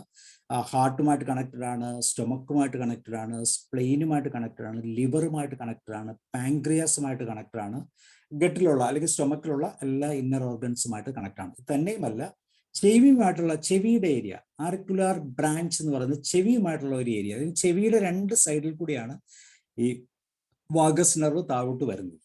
അപ്പൊ അതുകൊണ്ട് തന്നെ ഇതിന്റെ ആക്ടിവേഷൻസ് ഒക്കെ നമുക്ക് വേണമെങ്കിൽ വളരെ പ്രാക്ടീസ് ചെയ്ത് നമുക്ക് ചെയ്യാവുന്നതാണ്. അപ്പൊ ഇതാണ് ഇതിന്റെ ഒരു ഇമ്പോർട്ടൻസ്. അപ്പൊ ഈ വാഗസ് നെർവ് അല്ലെങ്കിൽ വാഗസ് ടോൺ എന്നാണ് പറയുന്നത്, എപ്പോഴും ഹൈ ടോൺ ആണ് ഏറ്റവും സ്റ്റേബിൾ ആയിട്ടുള്ള സിറ്റുവേഷൻ. ചില സാഹചര്യങ്ങളിൽ നമ്മുടെ ടോൺ തീരെ കുറഞ്ഞു പോകും. അങ്ങനെ കുറഞ്ഞു പോയി കഴിഞ്ഞാൽ നമുക്ക് എല്ലാവർക്കും അറിയാം ഇത് സൂപ്പർ ഹൈവേ ആണ്. ഈ പറയുന്ന ലിവർ, പാൻക്രിയാസ്, ഇങ്ങനെ പറയുന്ന ഈ പറയുന്ന ഇന്റേണൽ ഓർഗൻസിന്റെ എല്ലാ കണക്ടിവിറ്റി ബ്രെയിനിലേക്ക് കൊടുക്കുന്നത് ഈ വാഗസ് നെർവിലൂടെയാണ്. അപ്പൊ അതുകൊണ്ട് തന്നെ അതൊരു സൂപ്പർ ഹൈവേയിലാണെന്ന് വെച്ചാൽ സ്പൈനൽ കോഡിനെ കണക്ട് ചെയ്യാതെ ബാക്കിയുള്ള എല്ലാ കണക്ടിവിറ്റിയും ഈ പറയുന്ന ഈ വാഗസ് നെർവ് വഴി കണക്ട് ചെയ്തുകൊണ്ട് എന്തെങ്കിലും ഒരു പ്രോബ്ലം, ഇപ്പൊ നമ്മൾ ഹൈവേ ബ്ലോക്ക് ആയി കഴിഞ്ഞാൽ എന്താണോ സംഭവിക്കുന്നത് അതേപോലെ ഒരു പ്രോബ്ലം ആയിരിക്കും നമ്മുടെ ഓൾ സിസ്റ്റത്തിൽ സംഭവിക്കുന്നത്. അപ്പൊ അതുകൊണ്ട് തന്നെ വളരെ പ്രാധാന്യമുള്ള ഒരു നെർവായിട്ടാണ് ഇതിനെ കാണുന്നത്. അപ്പം ആറിക്കുലാർ ബ്രാഞ്ച് ഉണ്ട്, ഹാർട്ടുമായിട്ട് കണക്ട് ചെയ്യുന്ന ഒരു പാർട്ടുണ്ട്, ഹാർട്ടിന്റെ ബ്ലഡ് BP അല്ലെങ്കിൽ ബ്ലഡിന്റെ അതിന്റെ ഹാർട്ടിന്റെ റേറ്റ് അതെല്ലാം കൺട്രോൾ ചെയ്യുക. അതുപോലെ സ്റ്റൊമക്ക് ആയിട്ട് ബന്ധപ്പെട്ട സ്പ്ലെയിന്, ലിവർ, പാൻക്രിയാസ്, ഗട്ട്, ഇതെല്ലാം കണക്റ്റഡ് ആകുന്ന ഒരു നെർവാണ് വാഗസ് നെർവ്. ഇനി വളരെ കൃത്യതയോടെ ശ്രദ്ധിച്ചു നോക്കിയാൽ ഇതിന് കുറെ സ്റ്റിമുലേഷൻ പോയിന്റ്സ് ഉണ്ട്. ഞാൻ ആദ്യം പറഞ്ഞു ചെവിയുടെ സൈഡിൽ കൂടിയാണ് പോകുന്നത്. ആർട്ടിക്കുലേഷൻ ബ്രാഞ്ച് എന്ന് പറഞ്ഞ പച്ച കളർ കാണുന്ന ബ്രാഞ്ച് ചെവിയിലേക്ക് കണക്റ്റഡ് ആയിട്ടുണ്ട്. അപ്പൊ ചെവിയുടെ 3 ഏരിയകളുണ്ട്. ആ 3 ഏരിയകള് സീറോ കാമ്പോയിൻ എന്നൊക്കെ പറഞ്ഞ ചില പോയിന്റ്സ് ഉണ്ട് നമ്മുടെ ചെവിയിൽ. ഹാർട്ടിന്റെ കൺട്രോള്, ചെവിയുടെ ഏറ്റവും സെൻട്രൽ ആയിട്ടുള്ള പോയിന്റ്, ആ പോയിന്റിൽ നമ്മുടെ ചെവിയുടെ സെൻട്രലായിട്ട് ചെറിയൊരു ചെറുതായിട്ട് ഇങ്ങനെ പൊങ്ങി നിൽക്കുന്ന ആ ഏരിയയിൽ നമ്മൾ പതുക്കെ മസാജ് ചെയ്താൽ നമുക്ക് കറക്റ്റായിട്ട് നമ്മളുടെ ഹാർട്ടിനായിരിക്കും അതിന്റെ ഒരു സിഗ്നൽ കൊടുക്കുന്നത്. ഇതെല്ലാം അക്യു പോയിന്റ്സ് ആണ്, ശരിക്കും അക്യുപഞ്ചർ പോയിന്റ്സ് ആണ് ഇതെല്ലാം. അപ്പൊ ഈ പോയിന്റുകൾ നമ്മൾ നീഡിൽസ് ഉപയോഗിച്ച്, അത് അവർക്കറിയാം, അത് ഉപയോഗിച്ച് ചെയ്ത് കഴിഞ്ഞാൽ കറക്റ്റായിട്ടും നമ്മുടെ ഇന്റേണൽ ഓർഗൻസിനെല്ലാം ഒത്തിരി സ്ഥലങ്ങളുണ്ട്, കൈയുടെ വിരലുകൾ അങ്ങനെയുള്ള സ്ഥലങ്ങളിലുണ്ട്. അതുപോലെ തന്നെ പല പോയിന്റ്സുകളും, മുഖത്തിന്റെ പല പോയിന്റ്സുകൾ, ചെവിയുടെ പോയിന്റ്സ് എന്നും പറഞ്ഞ പോലെ ഇവിടെ എല്ലാം സ്റ്റിമുലേഷൻ പോയിന്റ്സ് ആണ്. ഈ പോയിന്റിൽ പ്രോപ്പറായിട്ടുള്ള ഒരു മെഡിക്കേഷൻ കൊടുത്ത് അല്ലെങ്കിൽ ഒരു എക്സൈറ്റേഷൻ കൊടുത്തു കഴിഞ്ഞാൽ സ്വല്പം കൂടെ നല്ല ഒരു ആക്ടിവേഷൻ നമുക്ക് വാഗസ് നെർവിന് നമുക്ക് വേണമെങ്കിൽ ഉണ്ടാക്കാം. ഇതാണ് വാഗസ് നെർവിന്റെ ഒരു പ്രത്യേകത. ഇത് തന്നെ സുപ്പീരിയർ ഗാംഗ്ലോയിൻ അതുപോലെ എക്സ്റ്റീരിയർ ഗാംഗ്ലോയിൻ 2 തരം കണക്ടിവിറ്റി ഉണ്ട്. ബ്രെയിനിൽ നിന്ന് താഴോട്ട് വരുന്ന ആ ഏരിയയിൽ സുപ്പീരിയർ ഗാംഗ്ലോയിഡ് എക്സ്റ്റീരിയർ ഗാംഗ്ലോയിഡ്, ഇത് രണ്ടിൽ നിന്നും നെർവ്സ് കണക്ട് ചെയ്ത് ഒരു പെയർ ആയിട്ടാണ് പോകുന്നത്. അതുകൊണ്ട് തന്നെ അതൊരു ബ്രാഞ്ച് പോലെ, 2 ബ്രാഞ്ചായിട്ടാണ് പോകുന്നത്.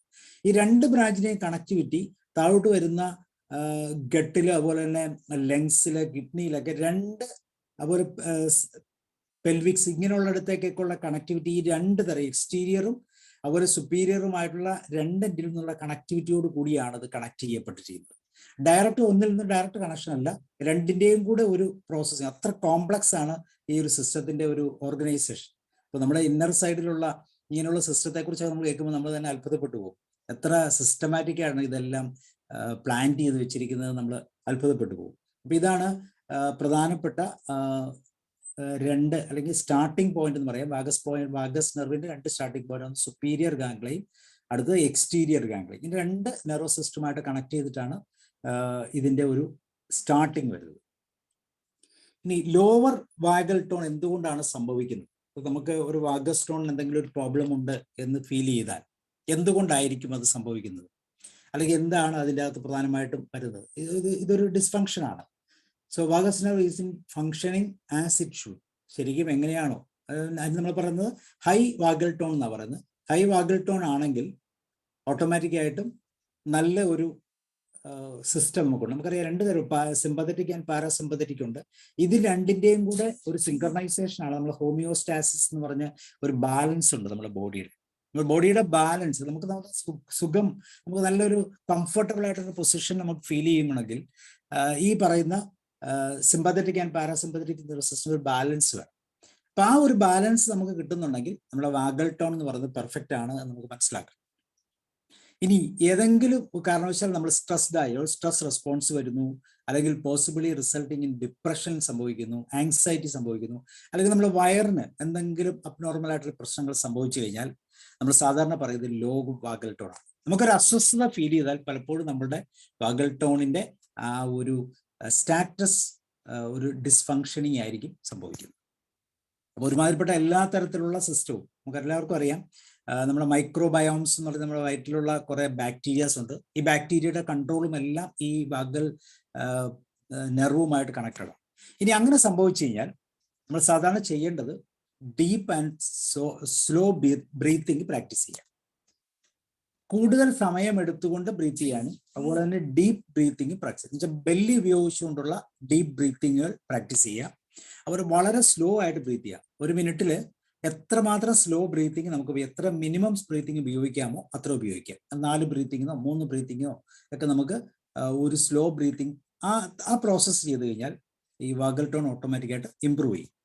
അതുപോലെ തന്നെ സിംഗിങ്, ഹമ്മിങ്, ചാൻറ്റിങ്, അതുപോലെ ഗാർഗ്ലിങ്, ഇതെല്ലാം വാഗൽ ടോൺ ഇമ്പ്രൂവ് ചെയ്യാനുള്ള മെത്തഡാണ്. തീർച്ചയായിട്ടും നമ്മൾ പറഞ്ഞ രാവിലെ എഴുന്നേറ്റ് ഗാർഗിൾ ചെയ്യണമെന്ന് തോമസ് സാർ പറഞ്ഞു ഓർക്കുന്നുണ്ട്. അപ്പൊ അതിന്റെ ഒരു ഇന്നർ പ്രിൻസിപ്പിൾ ഇതാണ്. ഓട്ടോമാറ്റിക്കായിട്ട് വായുടെ സൈഡിലുള്ള എന്ത് പ്രോസസ്സ് വന്നാലും സിംഗിങ്, ഹമ്മിങ്, ചാറ്റിങ്, ഗാർഗിളിങ്, ഇപ്പൊ നമ്മൾ മെഡിറ്റേഷൻ ചെയ്യുമ്പോൾ നമ്മൾ ചാൻറ്റിങ് ആണ് ചെയ്യുന്നത്. ചാൻറ്റ് ചെയ്യുമ്പോഴൊക്കെ നമുക്ക് കിട്ടുന്നത് ഈ പറയുന്ന ഈ വാഗൽ നെർവ്സിന് ആവശ്യമുള്ള ആക്ടിവേഷൻസ് കിട്ടിക്കൊണ്ടിരിക്കും.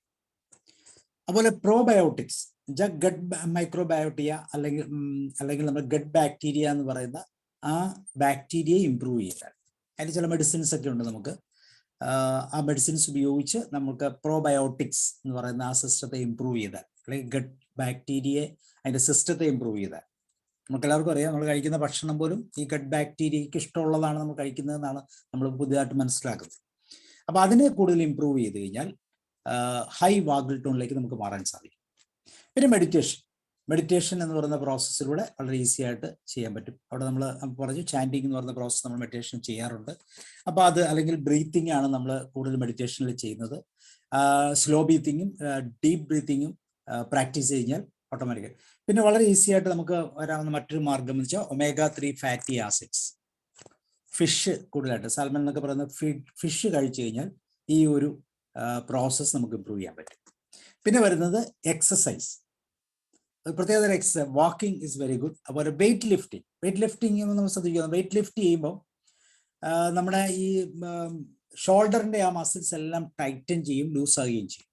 അപ്പൊ അതുകൊണ്ട് തന്നെ ഈ വാഗസ് നെർവിന്റെ അവിടെ നല്ലൊരു ആക്ടിവേഷൻ കിട്ടും. ഒരു സ്പ്രിന്റിങ്, നല്ല സ്പീഡിൽ ഓടുക, ഇങ്ങനെയുള്ള എക്സസൈസുകളെല്ലാം ചെയ്യുന്നതിലാണ് വളരെ ഈസി ആയിട്ട് നമുക്ക് ചെയ്യാൻ പറ്റുന്നത്. ചെരുപ്പില്ലാതെ നടന്നാൽ മതി. കാരണം നമുക്ക് വളരെ നല്ലൊരു പോയിന്റിങ് ആക്ഷനാണ് ചെരുപ്പില്ലാതെ നമ്മൾ നടക്കുമ്പോൾ. അപ്പോൾ ചെരുപ്പില്ലാതെ നടക്കുന്നതും ഈ പറയുന്ന പ്രോസസ്സ് അല്ലെങ്കിൽ വാഗൽ ടോൺ ഇംപ്രൂവ് ചെയ്യാൻ വേണ്ടി ഉപയോഗിക്കാൻ പറ്റും. പിന്നെ മസാജ് ചെയ്യുക, ഫുഡ് മസാജ്, നമ്മൾ എക്സാമ്പിൾ പറഞ്ഞ ഫുഡ് മസാജ് ചെയ്യുക. അതുപോലെ റൈറ്റ് സൈഡ് ഓഫ് ദി ത്രോട്ടിന്റെ റൈറ്റ് സൈഡിൽ നമ്മൾ ശ്രദ്ധിച്ച് നോക്കിയാൽ നമ്മൾ സ്ട്രെയിറ്റ് ആയിട്ട് നോക്കിയിട്ട് മാക്സിമം കണ്ണ് റൈറ്റ് സൈഡിലേക്ക് ഒന്ന് തിരിക്കുക. ദൃഷ്ടി മാത്രം, തല തിരിക്കാതെ കണ്ണ് തല തിരിക്കരുത്, കണ്ണ് മാത്രം തിരിക്കുമ്പോൾ നമ്മുടെ ചെവിയുടെ അടിയിൽ ഒരു ഞരം അനങ്ങുന്നതായി കാണാം. ഇല്ലെങ്കിൽ നമ്മൾ വേണമെങ്കിൽ ഒന്ന് കൈ അവിടെ കൈ ഒന്ന് പിടിച്ചേച്ച് സ്ട്രെയിറ്റ് ആയിട്ട് നോക്കിയിട്ട് കണ്ണ് റൈറ്റ് സൈഡിലേക്ക് മാക്സിമം കണ്ണിന്റെ കൃഷ്ണമണി മാത്രം തിരിക്കുക. അപ്പൊ അവിടെ ഒരു ചലനം നമുക്ക് കാണാം. കഴുത്തിന്റെ ചെവിയുടെ താഴെ കൂടെ ഒരു നെർവ് ഇങ്ങനെ മൂവ് ചെയ്യുന്നതായിട്ട് നമുക്ക് ഫീൽ ചെയ്യും.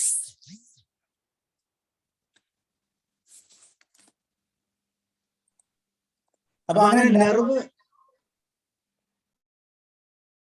നെർവ് മൂവ് ചെയ്യുന്നതായിട്ട് നമ്മൾക്ക് ഫീൽ ചെയ്താൽ ആ സിസ്റ്റം, ആ പ്രോസസ്സാണ് നമ്മൾ ഈ മെഡിറ്റേഷനുമായിട്ട് കണക്ട് ചെയ്ത് ഉപയോഗിക്കുന്നത്. അപ്പൊ ഇങ്ങനെയുള്ള വളരെ സിമ്പിൾ ആയിട്ടുള്ള കുറെ ആക്ടിവിറ്റി, ഇതെല്ലാം പലതും നമ്മൾ ചെയ്യുന്നതാണ് എങ്കിൽ പോലും ഈ ചെയ്യുന്ന സിസ്റ്റം നമ്മളൊന്ന് മനസ്സിരുത്തി ചെയ്തു കഴിഞ്ഞാൽ നമുക്ക് ഇങ്ങനെയുള്ള ഒരു ആക്ടിവിറ്റിയിലേക്ക് നമ്മൾ കടന്നു പോകും എന്നുള്ളതാണ് ഇതിന്റെ ഒരു പ്രത്യേകത.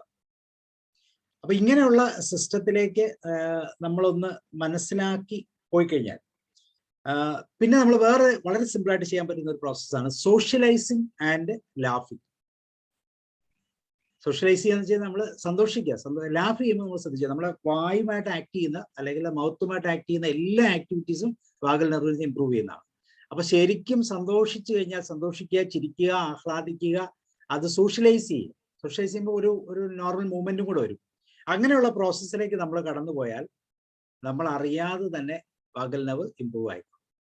പക്ഷെ വേറൊരു രീതി നമ്മൾ ശ്രദ്ധിച്ചു നോക്കൂ, നമ്മൾ ദേഷ്യപ്പെട്ടാലോ, പെട്ടെന്ന് നമ്മളങ്ങ് ദേഷ്യപ്പെടുക, നമ്മൾ അറിയാതെ തന്നെ നമ്മൾ ദേഷ്യപ്പെടുന്ന സാഹചര്യം വന്നു കഴിഞ്ഞാൽ സംഭവിക്കുന്നത് ഈ വാഗൽ ടോൺ പെട്ടെന്ന് കുറഞ്ഞു വരും.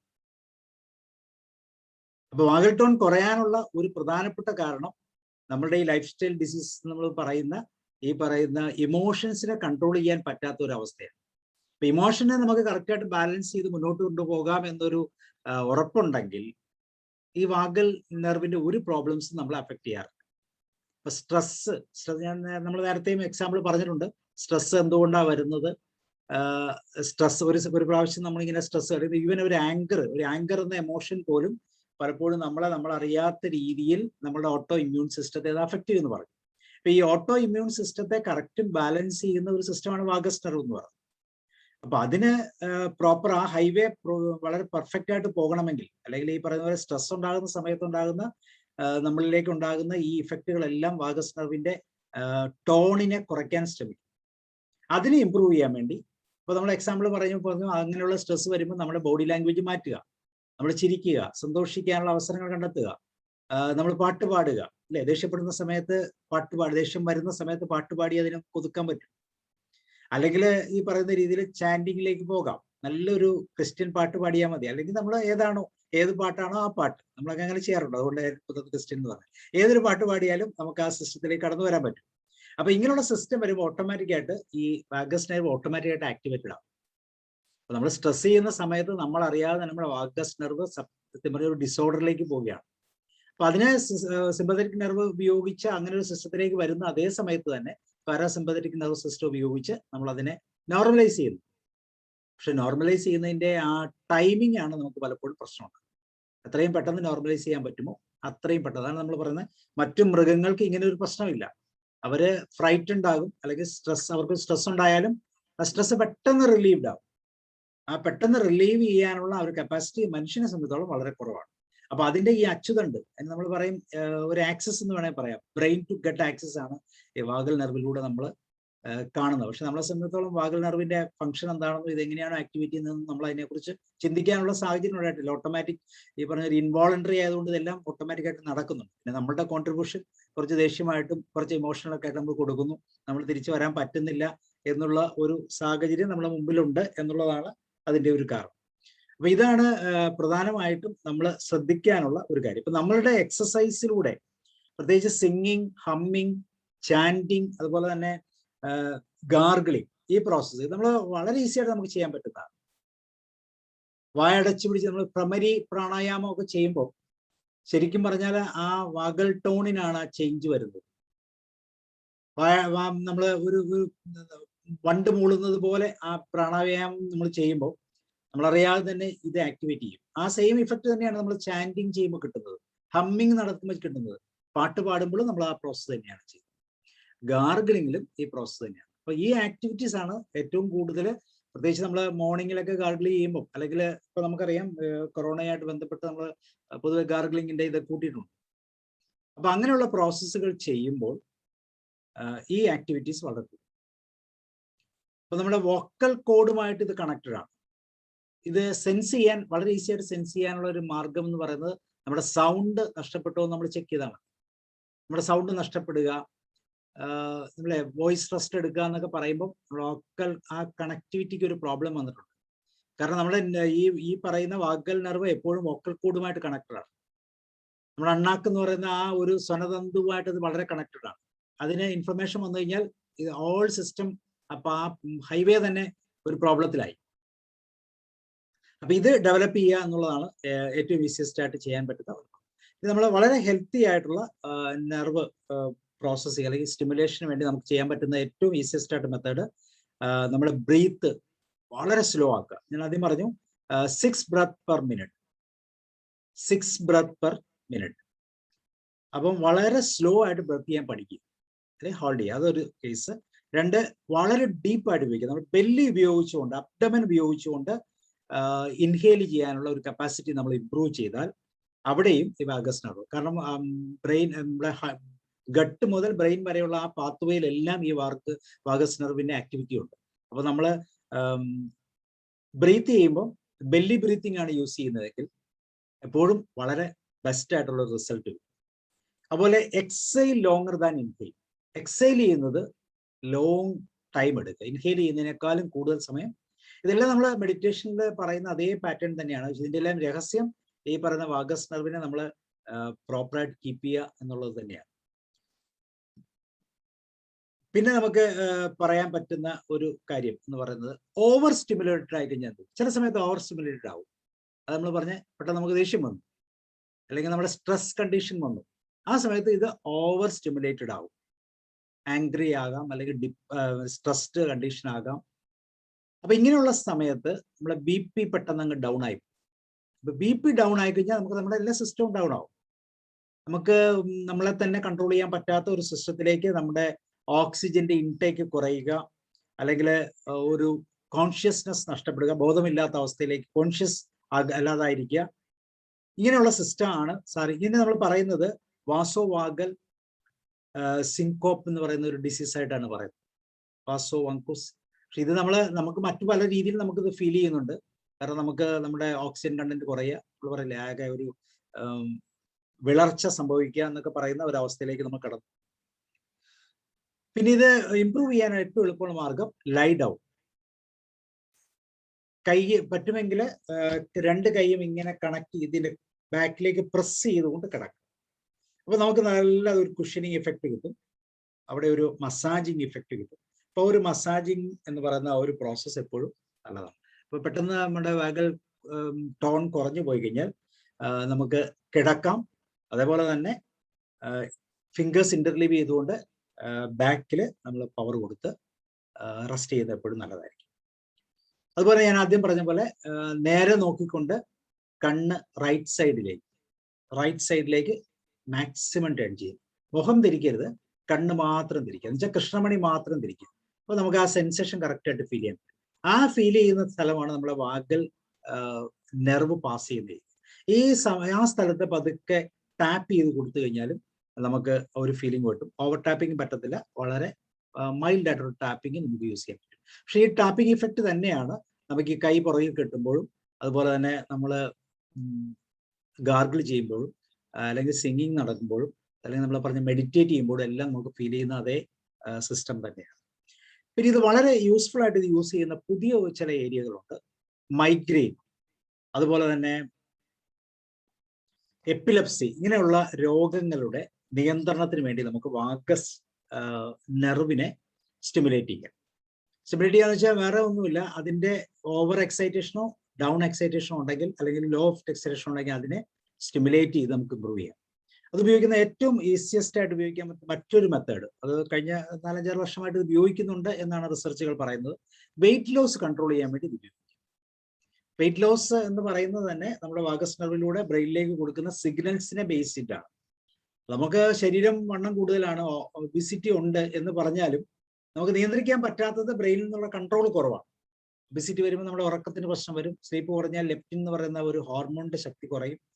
ആ ശക്തി കുറഞ്ഞു കഴിഞ്ഞാൽ ബ്രെയിനിന് ഒരിക്കലും നമുക്ക് നമ്മുടെ ഫുഡ് ഹാബിറ്റിനെ കൺട്രോൾ ചെയ്യാൻ പറ്റത്തില്ല. അങ്ങനെ വരുന്ന സമയങ്ങളിൽ സാധാരണ നമ്മൾ ചെയ്യുന്നത് ഈ പറയുന്ന തെറാപ്പി നമുക്ക് ഉപയോഗിക്കാം. ഈ തെറാപ്പി ഉപയോഗിക്കുന്ന ഇത്രേ ഉള്ളൂ, വാഗസ് നെർവിലേക്കുള്ള കണക്ടിവിറ്റി ബ്രേക്ക് ചെയ്തിട്ട് അവിടെ സ്റ്റിമുലേഷൻ കൊടുക്കും. ആവശ്യത്തിന് വെയിറ്റ് ലോസ് കുറയ്ക്കാനുള്ള സ്റ്റിമുലേഷൻ വേണമെങ്കിൽ അങ്ങനെയുള്ള സ്റ്റിമുലേഷൻസ് കൊടുക്കാം. ഒരു എക്സ്ട്രാ ആയിട്ടുള്ള ചില നമ്മൾ പേസ് മേക്കർ പോലുള്ള ചില പേസ് മേക്കേഴ്സ് ഉപയോഗിച്ച്, ചില ഡിവൈസസ് ഉപയോഗിച്ച്, ഹാൻഡ് ഹെൽഡ് ഡിവൈസ് പോലും ഉപയോഗിക്കാൻ പറ്റും. അങ്ങനെ ഡിവൈസ് ഉപയോഗിച്ച് ഈ വാഗസ് നെർവിന് എക്സ്ട്രാ സ്റ്റിമുലേഷൻ കൊടുത്തുകൊണ്ട് നമുക്ക് ഈ പറയുന്ന പ്രോസസ് ചെയ്യാം. അത് തന്നെ എപ്പിലെപ്സി എന്ന് പറയുമ്പോൾ വളരെ ഡെഡ്ഫുൾ ആയിട്ടുള്ള ഡിസീസാണ്. ആ ഡിസീസിൽ പലപ്പോഴും ഓപ്പറേഷൻ ചെയ്യാൻ പറ്റാത്ത രോഗികൾക്ക് നമുക്ക് ഇങ്ങനെയുള്ള വാഗസ് സ്റ്റിമുലേഷൻ പ്രോസസ്സുകൾ ചെയ്യാറുണ്ട്. വെയിറ്റ് ലോസിന് വളരെയധികം യൂസ് ചെയ്യാറുണ്ട്.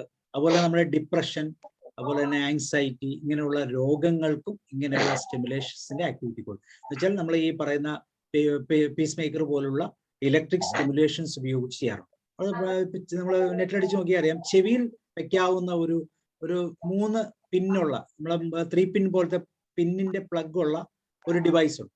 അത് ഇലക്ട്രിക് സ്റ്റിമുലേറ്റഡ്. അത് ഉപയോഗിച്ച് ചെവിയിൽ വെച്ച് കഴിഞ്ഞാൽ നമുക്ക് ഈ പറയുന്ന കൺട്രോൾ ചെയ്യാം. എല്ലാവർക്കും ആവശ്യമില്ല. ഇങ്ങനെ വാഗൽ ടോൺ ഒരു പരിധിയിലധികം കുറയുന്ന, അല്ലെങ്കിൽ കൂടുതൽ സ്ട്രെസ്ഫുൾ ആകുന്ന, ഡിപ്രഷൻ ഉള്ള, ആങ്സൈറ്റി ഫീൽ ചെയ്യുന്ന, അല്ലെങ്കിൽ ഗട്ടുമായിട്ട് ബന്ധപ്പെട്ട, വയറുമായിട്ട് സ്റ്റൊമക്കുമായിട്ട് ബന്ധപ്പെട്ടുള്ള പ്രോബ്ലംസ് ഉണ്ടാകുന്ന അങ്ങനെയുള്ളവർക്ക് ഇങ്ങനെയുള്ള സ്റ്റിമുലേഷൻസ് കൊടുത്ത് നമുക്കതിനെ ബാലൻസ് ചെയ്ത് നിർത്താനുള്ള ഒരു സിസ്റ്റവും ഇപ്പോൾ വാഗസ് നെർവ് സ്റ്റിമുലേഷൻ എന്ന് പറയുന്ന തലത്തിൽ യൂസ് ചെയ്യാറ്. ഇതൊക്കെയാണ് പ്രധാനമായിട്ട് നമ്മൾ കാണുന്ന ഏരിയകൾ.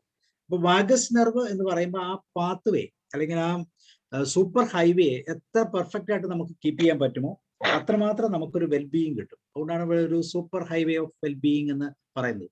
മെന്റൽ മാത്രമല്ല, സൊമാറ്റിക്, ശാരീരികമായിട്ടും അതുപോലെ തന്നെ മെന്റൽ തലത്തിലും ഒരുപോലെ ഇത് അഫക്റ്റ് ചെയ്യുന്നു എന്നുള്ളതാണ്. കാരണം ഇതൊരു നമ്മളിങ്ങനെ മനസ്സിലായിട്ടുള്ള ഒരു വഴിയാണ്, ഒരു പാത്ത് വേ ആണ്. ഒരു സൂപ്പർ ഹൈവേ എന്ന് മാത്രം ഇതിനെ ചിന്തിച്ചാൽ മതി. അപ്പൊ ആ ഹൈവേയിൽ ഉണ്ടാകാവുന്ന എല്ലാ ഒബ്സ്ട്രക്ഷൻസും നാച്ചുറലി നമ്മളുടെ കണക്ടിവിറ്റിയുമായിട്ട്, ബ്രെയിനിൽ നിന്ന് കൊടുക്കുന്ന സിഗ്നൽസ് നമ്മളുടെ ഓരോ ഇന്റേണൽ ഓർഗൻസിനും എത്താതിരിക്കാനോ അല്ലെങ്കിൽ ബ്ലോക്ക്ഡ് ആകാനോ അതിന് ഓവർ എക്സൈറ്റഡ് ആകാനോ കാരണം ഉണ്ടാകുന്നുണ്ടെങ്കിൽ തീർച്ചയായിട്ടും വാഗസ് നെർവിന്റെ ഒരു പ്രോബ്ലം, ഒരു ഡിസോർഡർ ആയിട്ട് അതിനെ പരിഗണിക്കാവുന്നതാണ്. അപ്പൊ അങ്ങനെയുള്ള സാഹചര്യങ്ങളെ നമുക്ക് ഒഴിവാക്കിക്കൊണ്ട് നമ്മുടെ സിസ്റ്റത്തെ കൂടുതൽ സ്റ്റെബിലൈസ് ചെയ്ത് നിർത്താൻ വേണ്ടി ഈ വാഗസ് സ്റ്റിമുലേഷനും അല്ലെങ്കിൽ വാഗസ് നെർവ് എന്ന് പറയുന്ന ഈ നെർവിനെ കുറിച്ചുള്ള ഒരു അവയർനെസ് തന്നെ വളരെ ഗുണപ്രദമാകും എന്നതാണ്. പ്രത്യേകിച്ച് നമുക്ക് സൈക്കോസോമാറ്റിക് എന്ന് പറയുമ്പോൾ നമ്മളിപ്പോൾ ഇതിൻ്റെ അകത്ത് എല്ലാം ഇത് കണക്റ്റഡ് ആണ്. സൈക്കോസോമാറ്റിക് നെർവ്സ് നമ്മുടെ ബോഡിയുമായിട്ട് കണക്റ്റഡ് ആണ്, അത് മാനസികമാണ്, മൈൻഡ് റിലേറ്റഡ് ആണെന്നൊക്കെ നമ്മൾ കാണുന്നുണ്ടെങ്കിൽ പോലും ഇതിന്റെ പാത്ത് വേ വാഗസ് നെർവാണ് എന്ന് തിരിച്ചറിഞ്ഞ് അതിന് നമുക്ക് എത്രമാത്രം ശ്രദ്ധ കൊടുക്കാൻ പറ്റും. തീർച്ചയായും മെഡിറ്റേഷൻ, നമ്മൾ പറയുന്ന മെത്തേഡുകൾ, സിംഗിങ്, ലാഫിങ്, അതുപോലെ തന്നെ ഗാർഗിൾ ചെയ്യുക, ഇങ്ങനെയുള്ള ആക്ടിവിറ്റീസ്, അതുപോലെ തന്നെ മിനിമം സ്റ്റിമുലേഷൻ, നമ്മളെ ബ്രീത്ത് കൺട്രോൾ ചെയ്തുകൊണ്ട് സ്റ്റിമുലേറ്റ് ചെയ്യുക. അപ്പൊ ഇങ്ങനെയുള്ള ആക്ടിവിറ്റീസിലൂടെ ഇതിന്റെ പാത്ത് വേ ബ്ലോക്കേജ് ഇല്ലാതെ മുന്നോട്ട് കൊണ്ടുപോകാൻ സാധിക്കുമെന്നുള്ളതാണ് നമ്മൾ ഇന്ന് കണ്ട ഈ വാഗസ് നെർവിനെ കുറിച്ചുള്ള ഒരു സിസ്റ്റത്തിന്റെ പ്രത്യേകത. അപ്പൊ നമ്മൾ വാഗസ് നെർവിനെ കുറിച്ച് പറഞ്ഞപ്പോൾ ഞാനത് സ്വല്പം ഡീപ്പായിട്ട് പറഞ്ഞു. കാരണം വാഗസ് നെർവ് എന്താണെന്ന് അറിയണമെങ്കിൽ നമ്മൾ ആ സിസ്റ്റം എന്താണെന്ന് ഒന്ന് മനസ്സിലാകണം. അപ്പൊ അതിനുവേണ്ടി നമ്മൾ ആദ്യമേ തുടങ്ങിയത് തന്നെ നെർവസ് സിസ്റ്റത്തെ കുറിച്ചാണ്. 2 തരമുണ്ട്, CNS എന്നും PNS എന്നും. സെൻട്രൽ നെർവസ് സിസ്റ്റം എന്ന് പറയുന്നത് ബ്രെയിനും സ്പൈനൽ കോഡും ചേർന്നതാണെന്നും പറഞ്ഞു. പെരിഫറൽ നെർവസ് സിസ്റ്റം എന്ന് പറയുന്നത് ക്രാനിയൽ നെർവ്സ് ഉണ്ട്, സ്പൈനൽ നെർവ്സ് ഉണ്ട്, അതുപോലെ തന്നെ ഓട്ടോണമസ് നെർവസ് സിസ്റ്റം ഉണ്ട്. അതിന് വീണ്ടും സിമ്പതറ്റിക് ആൻഡ് പാരാസിമ്പതറ്റിക്, ഇത് 2 തരമായിട്ട് തിരിച്ചിട്ടുണ്ട്. സിമ്പതറ്റിക് നെർവസ് എന്ന് വെച്ചാൽ നമ്മൾ ആദ്യം പറഞ്ഞതുപോലെ പെട്ടെന്നുണ്ടാകുന്ന ഫൈറ്റ് ഓർ ഫ്ലൈറ്റ് സിറ്റുവേഷനെ കോപ്പ് ചെയ്യാൻ വേണ്ടി നമ്മുടെ സിസ്റ്റത്തിൽ ഓട്ടോമാറ്റിക് ആയിട്ട് വർക്ക് ചെയ്യുന്ന നെർവ് സിസ്റ്റമാണ്. അപ്പൊ അതിനെ ബാലൻസ് ചെയ്യാൻ വേണ്ടി പാരാസിമ്പതറ്റിക് സിസ്റ്റം, ഇത് രണ്ടും ഇൻവോളണ്ടറി ആണ്, നമ്മൾ അറിയുന്നില്ല. എത്രമാത്രം നമ്മൾ കൺട്രോൾഡ് ആണെങ്കിലും ഇത് ഓട്ടോമാറ്റിക് ആയിട്ട്. പക്ഷെ ഇതിനെ അഗ്രവേറ്റഡ് ആകുക, അതാണ് നമ്മളിലുള്ള സ്ട്രെസ്സിന്റെ ഇൻടേക്ക്, അല്ലെങ്കിൽ നമ്മൾ എത്രമാത്രം അതിനെ റെസിലിയൻസ് ഇല്ലാതെ മുന്നോട്ട് കൊണ്ടുപോകുന്നു എന്നുള്ളതാണ് പലപ്പോഴും ഇൻവോളണ്ടറി സിസ്റ്റത്തെ ഒരു ബാഡ് ഇമ്മ്യൂണിറ്റി ലോസിലേക്ക്, ലാക്കിലേക്ക് കൊണ്ടുവരുന്നത് എന്നാണ് നമ്മൾ പറഞ്ഞത്. പിന്നെ ഒരു സിസ്റ്റം പറഞ്ഞത് എൻട്രിക് നെർവസ് സിസ്റ്റം എന്ന് പറഞ്ഞ സിസ്റ്റം പറഞ്ഞു. അതായത് മറ്റൊന്നുമല്ല, ഇൻഡസ്ട്രൈനുമായിട്ട് ബന്ധപ്പെട്ടുള്ള ഒരു കണക്ടിവിറ്റിയാണ്. പിന്നെ നമ്മൾ സ്പൈനൽ നെർവിനെ കുറിച്ച് പറഞ്ഞു. സ്പൈനൽ നെർവ് എന്ന് പറയുമ്പോൾ 31 പെയറുകൾ ഉണ്ടെന്ന് പറഞ്ഞു. 8 സെർവിക്കലാണ്, 12 തൊറാസിക് ആണ്, 5 ലംബാർ സിസ്റ്റത്തുമായിട്ട് ബന്ധപ്പെട്ടാണ്, പിന്നെ 5 സാക്കിളാണ്. അതുപോലെ തന്നെ നമ്മുടെ ടെയിൽ ബോണുമായിട്ട് ബന്ധപ്പെട്ട് ഒരു നെർവ് സിസ്റ്റം ഉണ്ട് എന്ന് പറഞ്ഞു. അങ്ങനെ 31 പെയറാണ് സ്പൈനൽ നെർവ്സ് എന്ന് പറയുന്നത്. കർണൽ നെർവ്സിന് 12 ഉണ്ടെന്ന് പറഞ്ഞു. അതിൽ 10ാമത്തതാണ് വാഗസ് നെർവ് എന്ന് പറഞ്ഞത്. വാഗസ് നെർവ് പ്രധാനമായിട്ടും നമ്മുടെ ചെവിയുമായിട്ട് ബന്ധപ്പെട്ട്, ചെവിയുടെ ആ തലത്തിലൂടെയാണ്. ചെവി കൈകൊണ്ട് ഏറ്റവും നമ്മുടെ ബോഡി ടച്ച് ചെയ്ത് പിടിച്ചാൽ കാണുന്ന ആ എഡ്ജ് പോയിന്റിൽ കൂടിയാണ് അത് കണക്ട് ചെയ്ത് പോകുന്നത്. അതുകൊണ്ട് നമ്മുടെ കണ്ണ് അല്ലെങ്കിൽ മുഖം നേരെ വെച്ചുകൊണ്ട് കണ്ണ് ചേഞ്ച് ചെയ്യുമ്പോൾ അവിടെ ഒരു ചലനം നമുക്ക് ഫീൽ ചെയ്യും, ഒരു സ്പാർക്ക് ഫീൽ ചെയ്യും. ആ സ്പാർക്കാണ്. അപ്പൊ അതിലൂടെയാണ് അതിന്റെ പാത്ത് വേ. ആറിക്കുലാർ ബ്രാഞ്ച് എന്ന് പറയുന്ന ആ ഏരിയ ആണത്. പിന്നെ ഹാർട്ട്, സ്റ്റൊമക്ക്, സ്പ്ലീന്, ലിവർ, പാൻക്രിയാസ്, അതുപോലെ സ്മോൾ ഇൻഡസ്ട്രിയൻ, ഹൈ ഇൻഡസ്ട്രിയൻ, അങ്ങനെയുള്ള എല്ലാ ഇന്നർ ഓർഗൻസിൽ കൂടി അത് കടന്നു.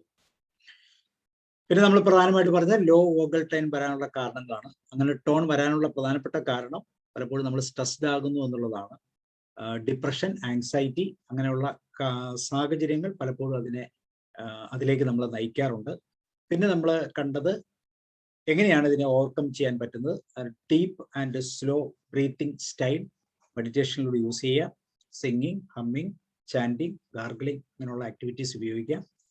പ്രോബയോട്ടിക്സിന്റെ ഉപയോഗം, അല്ലെങ്കിൽ നമ്മുടെ ഗട്ട് ബാക്ടീരിയയെ ഇംപ്രൂവ് ചെയ്യുന്ന തരത്തിലുള്ള, നമ്മുടെ വയറുമായിട്ടുള്ള ഘടന വളരെ പെർഫെക്റ്റ് ആയിട്ട് കീപ്പ് ചെയ്യാനുള്ള ഒരു സിസ്റ്റം നമ്മൾ ഡെവലപ്പ് ചെയ്യുന്ന എപ്പോഴും നല്ലതായിരിക്കും. പിന്നെ നമ്മൾ കണ്ടത് എക്സസൈസ് ഉപയോഗിക്കുക. പ്രധാനമായിട്ടും നമ്മളുടെ ഈ വാഗൽ നെർവുകളെ സ്റ്റിമുലേറ്റ് ചെയ്യുന്ന exercise, walking, bare foot walking ഒരു നല്ല മെത്തേഡാണ്. വെയിറ്റ് ലിഫ്റ്റിംഗ്, അതുപോലെ തന്നെ സ്പ്രിന്റിങ്, അതുപോലെ മസാജ് ചെയ്യുക. റൈറ്റ് സൈഡ് ഓഫ് ദി ത്രോട്ടിൽ മസാജ് ചെയ്യുന്നത് എപ്പോഴും നല്ലതാണ്. അതുപോലെ അവിടെ വോക്കൽ കോഡുമായിട്ട് ഇതിന് വളരെയധികം ക്ലോസ് കണക്റ്റഡ് ആണ്. അതുപോലെ സോഷ്യലൈസിങ് ആൻഡ് ലാഫിംഗ് മാത്രമല്ല, കരച്ചിലും വളരെ സന്തോഷകരമായ ഒരു അനുഭവമാണ്. എന്ന് വെച്ചാൽ ശാന്തമാകാൻ പറ്റുന്ന ഒരു അനുഭവം. ഒരു സ്ട്രെസ് സിറ്റുവേഷനിൽ നിന്ന് നമ്മളൊന്ന് കരഞ്ഞു കഴിഞ്ഞാൽ പെട്ടെന്ന് നമ്മൾ റിലാക്സ്ഡ് ആണ്. അപ്പോൾ കരച്ചിലും അതുപോലെ തന്നെ ചിരിക്കുന്നതും ഒരുപോലെ വാഗൽ കോഡിനെ ഇമ്പ്രൂവ് ചെയ്യാൻ ബെറ്ററാണ്. കാരണം നമ്മൾ സ്ട്രെസ് ചെയ്ത്, അതുകൊണ്ടാണ് നമ്മുടെ സൈക്കോളജി പറയുമ്പോൾ നമ്മൾ എക്സ്പ്രസ് ചെയ്യാന്ന് വെച്ചാൽ കരച്ചിൽ, സങ്കടം വന്നാൽ നമ്മൾ കരയുക. ആരും മറ്റുള്ളവർ കാണണ്ടെന്നുണ്ടെങ്കിൽ ഒറ്റയ്ക്ക് പോയിരുന്ന് കരയുന്ന എപ്പോഴും നല്ലതാണ്. അത് റിലാക്സേഷൻ പവറാണ്. നമ്മളെ ഈ പറഞ്ഞ വാഗസ് നെർവിനെ സ്റ്റിമുലേറ്റ് ചെയ്യുന്ന ഒരു പ്രോസസ്സാണ്. സന്തോഷവും അതേ ഒരു തലം തന്നെയാണ്. ഇതൊക്കെയാണ് വാഗസ് നെർവിനെ കുറിച്ച് നമുക്ക് ആധികാരികമായിട്ടൊന്ന് മനസ്സിലാക്കാനുള്ളത്. അപ്പൊ അതുകൊണ്ട് എന്തെങ്കിലും ഡൗട്ട്സുകൾ ഉണ്ടെങ്കിൽ ചോദിക്കാം. ഒത്തിരി ഡൗട്ട്സുകൾ ചോദിച്ചാൽ എനിക്ക് അത്ര പറയാൻ അറിയില്ല. ഈ പറയുന്ന കാര്യങ്ങൾ മാത്രമേ എനിക്കും ഏകദേശം അറിയുള്ളൂ. മൈൻഡുമായിട്ടും ബ്രെയിനുമായിട്ട് കണക്റ്റഡ് ആയതുകൊണ്ട് ഞാൻ അതിനെക്കുറിച്ചൊരു സ്റ്റഡി നടത്തിയതാണ്. സാറേ, നമ്മള് നേരെ നോക്കി കണ്ണ് വലതുവശത്തേക്കല്ലേ ആക്കണ്ടേ? വലതുവശത്തേക്കാ. അപ്പൊ അതിന്റെ പിന്നിലുള്ള എന്തായിരിക്കും? വലതുവശത്തേക്ക് നോക്കുന്നതിന്റെ പിന്നിൽ എന്താ ശാസ്ത്രം അങ്ങനെ പറയാൻ പറ്റുമോ? ഞാൻ മനസ്സിലാക്കുന്നത് ഈ വാഗസ് നെർവ് റൈറ്റ് സൈഡുമായിട്ട് കണക്റ്റഡ് ആയിരിക്കണം എന്നാണ് എന്റെ ഒരു ഊഹം. ലെഫ്റ്റ് സൈഡിലേക്ക് അവർ ടേൺ ചെയ്യാൻ പറയുന്നില്ലല്ലോ. പറയുന്നില്ല, റൈറ്റ് സൈഡിലേക്ക്. അപ്പൊ അതുകൊണ്ട് വാഗസ് നെർവ് റൈറ്റ് സൈഡുമായിട്ട് കണക്ട് ചെയ്തായിരിക്കും അതിന്റെ ഒരു ഡോമിനൻസ് എന്ന് തോന്നുന്നു. എക്സാക്ട്ലി എനിക്കൊരു സംശയമുണ്ട്. നമുക്ക് ഇതേ സംശയം എനിക്ക് തോന്നി, എന്തുകൊണ്ടാണ് റൈറ്റ് എന്ന് പറയുന്നത്. പക്ഷേ ഈ എന്തോ സാറേ brain right brain creativity constructive ആണെന്നുള്ളത് പറയുന്നുണ്ടല്ലോ ഈ NLP-ലൊക്കെ. തീർച്ചയായും അത് ശരിയാണ്. സാർ ചിലപ്പോൾ അതായിരിക്കാം. തീർച്ചയായിട്ടും അത് ഒരു റീസൺ ആകാം. കാരണം ലെഫ്റ്റ് സൈഡിലെ ആക്ടിവേഷനെ കുറിച്ച് അങ്ങനെ പറഞ്ഞ് ഞാൻ കണ്ടില്ല. ഞാൻ അത് മനസ്സിലാക്കിയപ്പോഴൊക്കെ റൈറ്റ് സൈഡാണ് കണ്ടത്. അത് തന്നെയല്ല, നമ്മൾ ഈ കൈ നമ്മള് ഇങ്ങനെ തല നേരെ പിടിച്ചിട്ട് റൈറ്റ് സൈഡിലേക്ക് കണ്ണിന്റെ കൃഷ്ണമണി ചലിപ്പിക്കുമ്പോൾ ലെഫ്റ്റ് സൈഡിൽ വലിയൊരു ചേഞ്ച് വരുന്നതായിട്ട് ഫീൽ ചെയ്തു. ഉണ്ട് ഫീൽ ചെയ്യുന്നുണ്ട്. പക്ഷെ റൈറ്റ് സൈഡിന് അത് കൂടുതലായിട്ടാണ് എനിക്ക് ഫീൽ ചെയ്തത്. അപ്പൊ ഞാൻ ഇനി അങ്ങനെയാണോ എന്ന് സംശയം തോന്നി. ഞാൻ പല പ്രാവശ്യം ചെയ്തുകൊണ്ടായിരിക്കാം, ചിലപ്പോൾ ഞാൻ പല പ്രാവശ്യം ചെയ്ത് നോക്കിയായിരുന്നു, അതുകൊണ്ടായിരിക്കാം. അല്ല, അതുകൊണ്ട് സാറ് ചെവിയിൽ 5 പോയിന്റ് ആണോ 8 പോയിന്റ് ആണോ ചെവിയിൽ? ചെവിയിൽ 5 പോയിന്റ് ആണ്. പക്ഷെ ചെവിയിൽ ഒത്തിരി പോയിന്റ്സ് ഉണ്ട്. നമുക്ക് അക്യുപഞ്ചറിന്റെ ആ ഒരു തലം നോക്കി കഴിഞ്ഞാൽ ഇഷ്ടം പോലെ പോയിന്റ്സ് ഉണ്ട്. പക്ഷെ ഏറ്റവും പ്രധാനപ്പെട്ട 3 പോയിന്റ്സുകൾ വളരെ ക്രിയേറ്റീവ് ആയിട്ട് പറയാറുണ്ട്. പണ്ട് ഈ ടീച്ചേഴ്സ് പിള്ളേരുടെ ചെവിക്ക് പിടിച്ച് തിരുമ്മിയുന്നത് ഇങ്ങനെ ഈ ഏരിയ ആക്ടിവേറ്റ് ചെയ്യാൻ വേണ്ടി ആയിരുന്നു ക്ലാസ്സിൽ കേട്ടിട്ടുണ്ട്. തീർച്ചയായിട്ടും അത് തന്നെയാണ് സാർ. അത് ഏത്തമിടുന്നത് നല്ലതാന്ന് പറയത്തില്ല എന്ന് പറയുന്നത്. ഏത്തമിടുന്നത് നല്ലതാ. ഏത്തമിടുന്നത് വെച്ചാൽ ബ്രെയിനിന്റെ ആക്ടിവിറ്റി കൂടി. കാരണം റൈറ്റും ലെഫ്റ്റും ഒരുപോലെ ആക്ടിവേറ്റ് ആവുന്നുണ്ട്, നേരെ റിവേഴ്സ് ഡയറക്ഷനിൽ. അതുകൊണ്ടാണ് അത് വരുന്നത്. കാരണം ലെഫ്റ്റ് കൈക്ക് തിരിച്ചാണല്ലോ പിടിക്കുന്നത്. കൈ തിരിച്ച് പിടിക്കാന്ന് വെച്ചാൽ ബ്രെയിൻ 2 ഹെമിസ്ഫിയറും ആക്ടിവേറ്റഡ് ആവും. അപ്പൊ അതാണ് നമ്മൾ ഉദ്ദേശിക്കുന്നത്. അപ്പൊ അതുപോലത്തെ ഒരു ആക്ടിവിറ്റി ആയിരിക്കണം. ചെവി പിടിക്കുമ്പോൾ നമ്മള് മര്യാദക്കാരാകാറുണ്ടായിരുന്നു.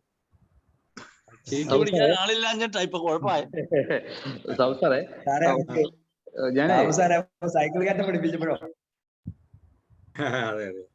ചെറിയ രീതിയിലല്ലേ പിടിച്ചു വലിച്ചുവിടാനൊന്നും പാടില്ലല്ലോ, എഡിസന്റെ ചെവി പിടിച്ച പോലെ. ചൂടിക്കഴിഞ്ഞാൽ പ്രശ്നങ്ങളുണ്ടാകും ചെറുതായിട്ട്. അവർക്ക് അതിന്റെ ഒരു സിംറ്റം കിട്ടാൻ വേണ്ടി നമ്മൾ ഇടുമ്പോൾ നമ്മൾ ഒത്തിരി ബലം പിടിക്കാറുണ്ട് എന്ന് പറയുന്നത്. ഓക്കെ സാബു സാർ, സാർ ഇപ്പൊ പറഞ്ഞ സാറേ, ഓക്കെ സാറ് പറഞ്ഞ ഈ പ്രോഗ്രാംസ് നമ്മുടെ അടുത്ത് വരുന്നവരെ സഹായിക്കുന്നതാണ്. പക്ഷെ അതിന്റെ പിന്നിലുള്ള സംഗതി ഇതാണ് എനിക്ക് ഇപ്പോഴാണ് മനസ്സിലായത്. ഇതിന്റെ പിന്നില് ഇതുണ്ട്. ഇതിന്റെ പിന്നിലുള്ള ഇതാണ് സംഗതി എന്നുള്ള കാര്യം. ബോഡി മൈൻഡ് ബ്രെയിനുമായിട്ട് റിലേറ്റഡ് ആണ് എന്നുള്ള രീതിയിൽ. പക്ഷെ ഇതിന്റെ പിന്നിൽ ഇങ്ങനെ ഒരു സംഗതി ഉണ്ടെന്ന് വാഗസ് ആണ് അതിന്റെ സ്റ്റിമുലേഷൻ ആണെന്ന് എനിക്ക് ഇപ്പോഴാണ് അറിവ് കിട്ടിയത്. അതുപോലെ ഹമ്മിങ്ങിന്റെ ഒരു ഹമ്മിങ് നമ്മൾ ഇന്ന് രാവിലെ പോലും ഞാൻ ഒരു വലിയ വിഷയം വന്ന ആൾക്ക് ഹമ്മ് ഇവിടുന്ന് ചെയ്യിച്ചിട്ടാ വിട്ടത്. അപ്പോ ഇതിന്റെ പിന്നിലൊക്കെ ഈ ഒരു സംഗതി ഉണ്ട് എന്നും. പിന്നെ എനിക്ക് ഏറ്റവും ആ ഫുഡ് മസാജ്, ആ right side of your pot, അതും എനിക്ക് വലിയൊരു എല്ലാം കൊണ്ടും സൂപ്പർ. ഇന്നത്തെ ക്ലാസ് കയറി വലിയ നഷ്ടമായി പോയേനെ. ഇത്രയും കാലം അറിയാത്ത ഒരു പോയിന്റ് സാറ് വളരെ മെനക്കെട്ട് പ്രിപ്പയർ ചെയ്തതാണ്. ഇല്ലാണ്ട് ഇങ്ങനെ സംഗതി തരാൻ പറ്റത്തില്ല. ഞങ്ങൾക്ക് ക്യാപ്സ്യൂൾ രൂപത്തിൽ തരണമെങ്കിൽ സാർ അത്യാവശ്യം സ്ട്രെയിൻ എടുത്തിട്ടുണ്ട്. ഗുഡ്. കുറെ പിക്ചറുകൾ കാണിക്കാൻ പറ്റില്ല. അതിന്റെ കണക്ടിവിറ്റിക്ക് എന്തോ ഒരു പ്രശ്നം. അല്ല, നമുക്ക് ഇനി അവസരങ്ങളുണ്ടല്ലോ. ഇതൊക്കെ കാലാവസ്ഥ മാറും നമുക്ക് ഉണ്ടല്ലോ. സൂപ്പർ ആയിട്ട് സാറേ. സ്ലോ ബ്രീത്തിങ്, അത് ബെല്ലി ബ്രീത്തിങ്, അതൊരു മിനിറ്റിൽ 6 ബ്രീത്ത് പെർ മിനിറ്റ്. അതൊക്കെ വലിയ ഹമ്മിങ്, ചാൻഡിങ്, ഗാർഗ്ലിങ്, പ്രോബയോട്ടിക്സിന്റെ എല്ലാം, ഗട്ട് ബാക്ടീരിയയുടെ ഗട്ടും ബ്രെയിനും സെക്കൻഡ് ബ്രെയിനായ ഗട്ട് ബ്രെയിനുമായിട്ടുള്ള കണക്ഷൻ സൂപ്പർ ആയിട്ടുണ്ട് സാറേ. വളരെ വളരെ എല്ലാം കൊണ്ടും ആയിട്ടുണ്ട്. സാറ് എപ്പോഴും പറയാണ്ട് ഇൻപുട്ടിനെ ശ്രദ്ധിക്കുകയാണെങ്കിൽ സ്ട്രെസ് കുറയ്ക്കാം.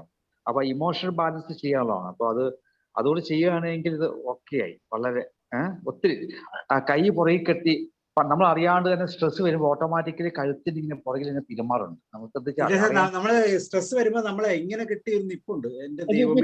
അപ്പൊ അതിന് പിന്നിലൊക്കെ ബ്രെയിനിന്റെ പ്രോഗ്രാം ഉണ്ടല്ലോ, ഓട്ടോ പൈലറ്റ് പ്രോഗ്രാം ഉണ്ട് ഇതിനകത്ത്. സൂപ്പർ. എനിക്ക് ആ നേരെ നോക്കി കണ്ണ് വലത്തേക്ക്, അതും എനിക്ക് ഇതെനിക്ക് അറിയാത്ത സംഗതി കേട്ടോ.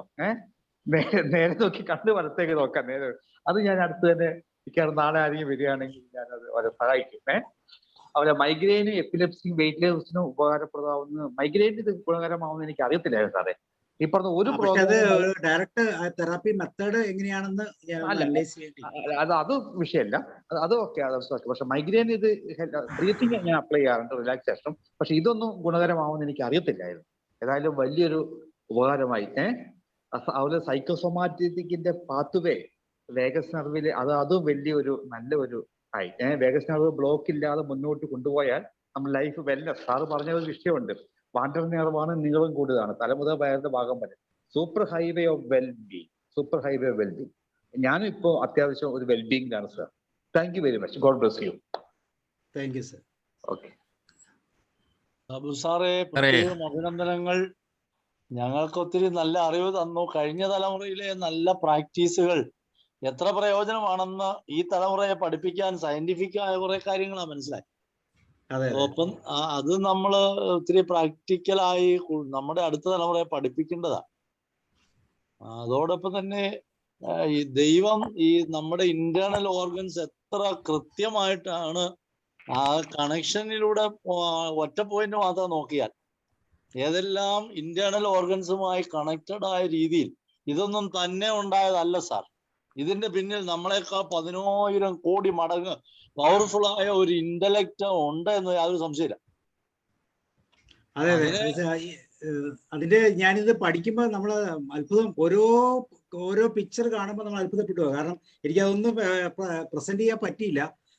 കാരണം പിക്ചറൈസ് ചെയ്യുമ്പോൾ എനിക്ക് എൻ്റെതായ ഒരു പവർ കൂടും. ഇപ്പൊ എന്റെ വാഗസ് സ്വല്പം ഡൗൺ ആയി പോയി, പെട്ടെന്ന് എന്റെ കണക്ടിവിറ്റി പോയപ്പോൾ. സംഭവിക്കുന്നത് എന്ന് വെച്ചാൽ ഈ വാഗസ് നെർവ് 2 നെർവാ, ഒരു നെർവല്ല. എന്നിട്ട് നമ്മളത് താഴോട്ട് വരുമ്പോഴത്തേക്കും 2 നെർവിന്റെ കണക്ടിവിറ്റി കമ്പൈൻ ചെയ്തിട്ടാണ് പലപ്പോഴും ഉപയോഗിക്കുന്നത്. അതുപോലെ നമ്മുടെ പെൽവിക് എന്നൊക്കെ പറയുന്ന നമ്മുടെ റീപ്രൊഡക്റ്റീവ് സിസ്റ്റത്തിലേക്ക് വരുമ്പോൾ വാഗസ് കൊണ്ട് അറ്റ് ദ സെയിം ടൈം തന്നെ നമ്മളെ സ്പൈനൽ കോഡിൽ നിന്ന് വരുന്ന നെർവും കൂടെ കണക്ട് ചെയ്ത് സിൻക്രണൈസ്ഡ് ഔട്ട്പുട്ട് അവിടെ കൊണ്ട് കൊടുക്കുന്നത്. അപ്പൊ എത്ര സിസ്റ്റമാറ്റിക് ആണ് നമ്മുടെ ഡിസൈൻ. നമ്മൾ സാധാരണ ഒരു വയറ് വലിക്കുമ്പോൾ ഒരു വയറ് വലിച്ച് അങ്ങേറ്റം കൊണ്ട് അത് തീർന്നു, അടുത്തതിന് വേണ്ടി അടുത്ത വയറല്ലേ വലിക്കുന്നത്. അങ്ങനെയല്ല, അത്ര സിൻക്രണൈസ്ഡ് ആയിട്ടുള്ള ഒരു മൂവ്മെന്റ്. അപ്പൊ നമുക്കത് അത്ഭുതമായി. ഇത് പഠിക്കുന്തോറും നമുക്കത് എക്സ്പ്രസ് ചെയ്യാൻ പറ്റത്തില്ല. കാരണം പലതും ഞാൻ കട്ട് ചെയ്ത് കളഞ്ഞു. കാരണം അതൊന്നും നമുക്ക് നമ്മളുടെ മനസ്സുകൊണ്ട് അത് പറഞ്ഞ് ഫലിപ്പിക്കാൻ പറ്റുന്നില്ല എന്നുള്ളത്. ഒന്നാമത് പിക്ചറിന്റെ ക്ഷാമം ഭയങ്കരം. എല്ലാം വളരെ ചെറിയ പിക്ചറുകളാണ്, അത് മനസ്സിലാക്കി എടുക്കാൻ പാടാം. ഇനി നമ്മൾ സ്വന്തമായിട്ട് വരയ്ക്കണം. ഇത്ര ബുദ്ധിമുട്ടാണെന്ന് ഞാൻ വിചാരിച്ചില്ല.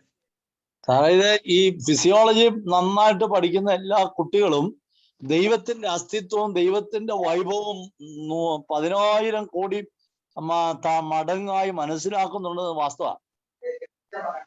അതിനെ നിരാകരിക്കുന്ന പുതിയ സംവിധാനവും കണ്ടുപിടുത്തവും മനുഷ്യന്റെ അധപ്പതനത്തിന് കാരണം. അതൊക്കെ ഭയങ്കര ഇടിമഴയാണ് സാറേ. ഇടിമഴയത്ത് സാറിന്റെ ക്ലാസ് ചവിട്ടിലേക്ക് കയറി പറഞ്ഞ കേൾക്കുന്നുണ്ടോ? വീഡിയോ ഓൺ ചെയ്യാൻ പറ്റില്ല, കാരണം ഉള്ള നെറ്റ് പോവും. അപ്പൊ അതില് CNS ഉം PNS ഉം central nervous system, peripheral nervous system, ആ സെൻസറി ഇഫക്റ്റ്, അത് അങ്ങനെ സാർ എടുത്ത് പോയപ്പോ സ്ട്രെസ്, ഫൈറ്റ് ഓർ ഫ്ലൈറ്റും വേഗൽ നെർവ്സ് എന്നല്ലേ സാറേ പറഞ്ഞത്? അത് ശരിക്കും ഹമ്മിങ്ങും ചാൻഡിങ്ങും പ്രാണായാമയും വളരെ ഇഫക്റ്റീവാണ്. എന്റെ ജീവിതം ആണ് അതിന്റെ പാഠം. ഇവിടെ ഭയങ്കര ഇടിമഴ, ചെവിട് കേൾക്കണില്ല. അതെനിക്ക് ഭയങ്കര തുമ്മലായിരുന്നു സാറേ, അലർജിയും. പിന്നെ ചെറിയ കാര്യത്തിന് ഇങ്ങനെ വിഷമം വന്നിട്ട് പുറത്ത് ഇങ്ങനെ വെറുതെ ചിരിച്ചിരിക്കും. പിന്നെ എന്റെ കൈയും കാലൊക്കെ വന്നിട്ട് മുറുകിയ പോലൊക്കെ ആവും. വീട്ടിലൊരു പ്രശ്നം അറിയാണ്ട് വളർന്നിട്ടേ തുള്ളിച്ചാടി നടന്നിട്ട് ഭയങ്കര ഉത്തരവാദിത്തമായപ്പോ അപ്പൊ വെറുതെ ഇരുന്ന് തുമ്മായിരുന്നു. അപ്പൊ ഞാൻ എന്നാണ് യോഗയും മെഡിറ്റേഷൻ തുടങ്ങിയത് അതൊക്കെ സല്യൂട്ട് അടിച്ചു പോയി. അപ്പൊ എന്റെ സാർ ക്ലാസ് എടുക്കുമ്പോ എന്റെ ജീവിതം തന്നെ എന്റെ പാഠം മനസ്സിലായി. ഈ ബെല്ലി ബ്രീത്ത്, പ്രാണായാമ സൂപ്പറാണ്. പിന്നെ ആസനാസും മെഡിറ്റേഷനും അതിനേക്കാളും വലിയ മരുന്നില്ല എന്നുള്ളതൊരു പാഠം. പക്ഷെ സാറിന്റെ നല്ല ക്ലാസ്, എന്തൊരു ബുദ്ധിമുട്ടാണ് എന്റെ പേരുകൾ, അത് സാറ് വളരെ അനലൈസ് ചെയ്തെടുത്ത് വളരെ ഉപകാരപ്രദമായി. Thank you sir. പലപ്പോഴും ഞാൻ പറഞ്ഞപ്പോ തന്നെ തെറ്റിപ്പോയി. ഞാൻ പറഞ്ഞപ്പോ തന്നെ പലതും തെറ്റിപ്പോയി എന്ന് പറയായിരുന്നു. അത് തെറ്റിയാലും വേണ്ട, നമുക്ക് കിട്ടാനുള്ള കിട്ടി. ഒരാൾ പേടിക്കുമ്പോ അയാളെ കൈയും കാലും ബലം വെക്കണതും അയാള് ശക്തിമാനായിട്ട് ഓടണതും. പക്ഷെ മൃഗങ്ങള് പെട്ടെന്ന് കുട്ടികളെ പോലെ മറക്കും. മനുഷ്യന് ഭയങ്കര പകയാണ്, നെഗറ്റീവ് തോട്ട്സ് ഉള്ളത്. കൃത്യം മനസ്സിലായി സാറ് എടുത്ത്. സാറേ പറയാതെ വയ്യ, ഓരോ ദിവസത്തെ ക്ലാസ് കേൾക്കുമ്പോഴും സാറിന്റെ ഡോക്ടറേറ്റ് ഫിസിയോളജിയിലും സൈക്കോളജിയിലും ആണെന്നൊക്കെ തോന്നിപ്പോകാറുണ്ട്. ആയാലും ദൈവം അനുഗ്രഹിക്കട്ടെ, വേറെ വാക്കുകൾ പറയാനില്ല. കൂടെ നെറ്റ് പോകുന്നതുകൊണ്ട് കണ്ടിന്യൂറ്റി കിട്ടിയില്ല. റെക്കോർഡ് ചെയ്തിട്ടുണ്ടായിരിക്കില്ലേ? നാളെ യൂട്യൂബിൽ കാണാൻ പറ്റുമായിരിക്കോ? റെക്കോർഡ് ചെയ്തിട്ടുണ്ട് സർ, റെക്കോർഡ് ചെയ്തിട്ടുണ്ട്. Thank you sir. ദൈവം അനുഗ്രഹിക്കട്ടെ. All the best. Okay sir. Abdul sir പറയും. അബ്ദുൾ ഷക്കൂർ സാർ. സാറേ, അത് പിന്നെ അതേപ്പറ്റി ഇനി പറയാൻ വാക്കുകളൊന്നും ഇല്ല. അത് വളരെ നന്നായിട്ട് എല്ലാവരും പറഞ്ഞു. വളരെയധികം പ്രിപ്പയർ ചെയ്ത് കുറെ സമയവും അധ്വാനവും പിന്നെ എനർജി എല്ലാം ചിലവഴിച്ചിട്ടാണ് സാർ ഇത്. അപ്പൊ ഇനിയും കൂടുതൽ കൂടുതൽ ഇതേപോലെ ചെയ്യാനുള്ള ഒരു പിന്നെ ശക്തി സൈക്കോളജിക്കലായിട്ടും അതേപോലെ ഫിസിക്കലായിട്ടും എല്ലാം ദൈവം സാറിന് ഷവർ ചെയ്യട്ടെ എന്ന് 1000 തവണ പ്രാർത്ഥിച്ചുകൊണ്ട് ഞാൻ നിർത്തുന്നു. ആയിക്കോട്ടെ sir. Thank you sir. Venugopal sir. Excellent ആണ് സാർ, എക്സലന്റ് ക്ലാസ്. നമ്മൾ ഈ ചില ഡോക്ടർമാരെ ഞരമ്പ് പിടിച്ചിട്ട് രോഗനിർണയം നടത്തുന്നുണ്ട് പറഞ്ഞു കേട്ടിട്ടുണ്ട്. കോഴിക്കോട് ഒരാളുണ്ട് അങ്ങനെ. പിന്നെ അതുപോലെ തന്നെ അക്യൂപഞ്ചർ ട്രീറ്റ്മെന്റ് ഉള്ളത്. ഇതൊക്കെ അർത്ഥത്തിൽ നമ്മൾ ഈ സാർ പറഞ്ഞിരിക്കുന്ന വേഗസ് നെർവിനെ പിന്നെ എനർജൈസ് ചെയ്യാൻ വേണ്ടിയിട്ടുള്ള ഇതാണെന്ന് എനിക്ക് തോന്നുന്നു അല്ലേ? അങ്ങനെയല്ലേ മനസ്സിലാക്കേണ്ടത്? അതാ ചൈനയിലൊക്കെ അത് കൃത്യമായിട്ട് ഉപയോഗിക്കും. ചൈനയിലാണിത് ആദ്യം രൂപം കൊണ്ടത്. പിന്നെ ഇന്ത്യയിൽ ഇപ്പം ഉണ്ടല്ലോ, നമ്മുടെ നാട്ടിലൊക്കെ ഉണ്ടല്ലോ അത്. നമ്മുടെ നാട്ടിലുണ്ട്, അത് വളരെ പോപ്പുലർ ആണ്, ഉപയോഗിക്കാറുമുണ്ട്. അക്യുപ്രഷർ വേറെ, അക്യുപഞ്ചർ വേറെ, അങ്ങനെ രണ്ടും വ്യത്യാസങ്ങളുണ്ട്. രണ്ടും ഈ പറഞ്ഞ പോലെ സെൻസറി പ്രഷർ മറ്റേ ഇത് കൊടുക്കുന്ന വിരല് കൊണ്ട്.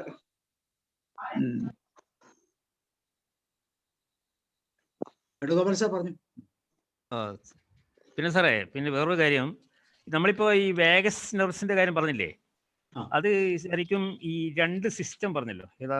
പിന്നെ സെൻട്രൽ നെർവസ് സിസ്റ്റവും പെരിഫറൽ നെർവസ് സിസ്റ്റവും.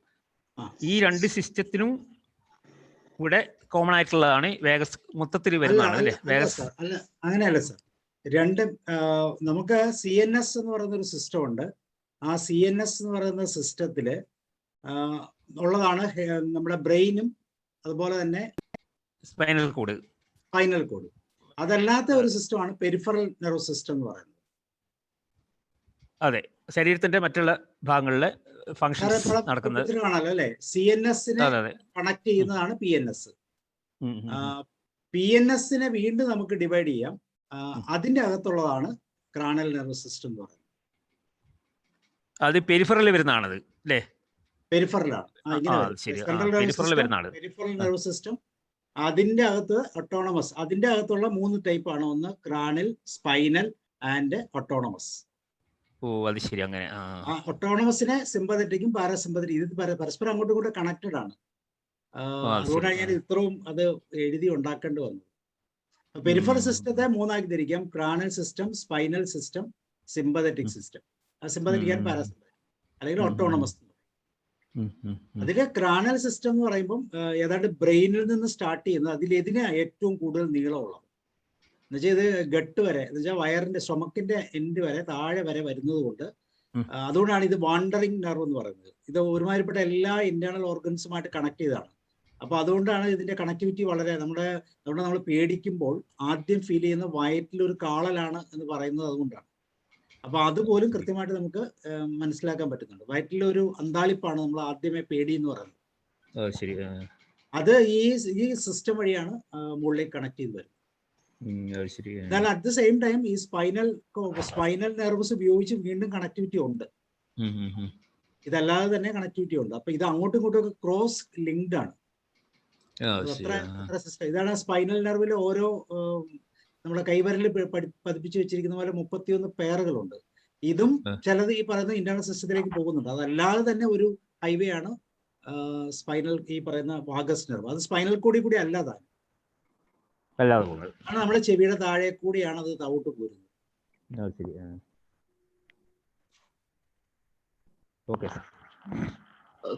ഞാൻ ഗ്രൂപ്പിൽ നിന്ന് ഇറങ്ങിക്കോട്ടെ. Okay sir, thank you. നാളെ ടോപ്പിക് ഒന്ന് പറഞ്ഞേക്കൂ സാറ്. പഠനം എങ്ങനെ മെച്ചപ്പെടുത്താം? എല്ലാ കുട്ടികളെ ഉദ്ദേശിക്കുന്ന നമ്മൾക്കും പഠനം എങ്ങനെ മെച്ചപ്പെടുത്താം, മികച്ചതാക്കാം?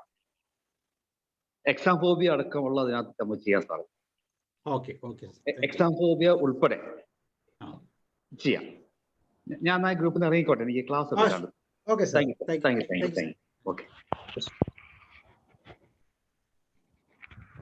ഓക്കെ. വേറെ എന്തെങ്കിലും സംശയങ്ങളല്ല, നിങ്ങൾക്ക് എന്തെങ്കിലും കോൺട്രിബ്യൂട്ട് ചെയ്യണമെങ്കിൽ കോൺട്രിബ്യൂട്ട് ചെയ്യാം.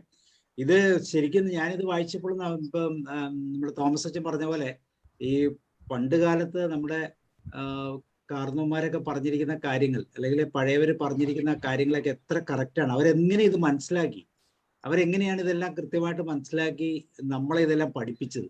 നമ്മളിപ്പോൾ പുതിയ ഇത് വന്നു കഴിയുമ്പോൾ നമ്മൾ ഇതെല്ലാം വിട്ട് പുതിയൊരു സിസ്റ്റത്തിലേക്ക് പോവുക.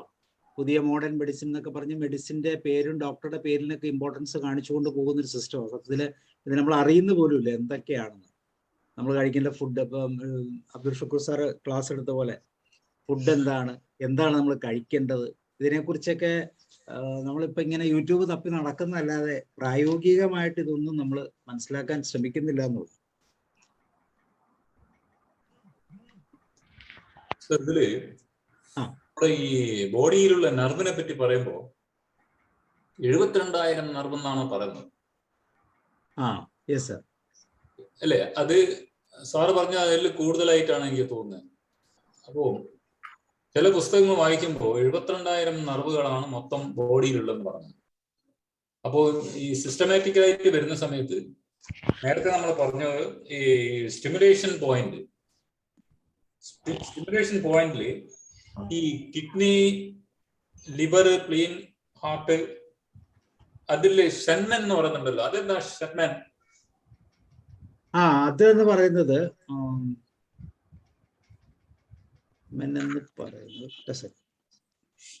ഷെന്മന്റെ ഓർഗൻ എന്താണെന്ന് ശരിക്കും പിടികിട്ടിയില്ല. അത് പറയാം സാർ, ഒറ്റ സെക്കൻഡ്.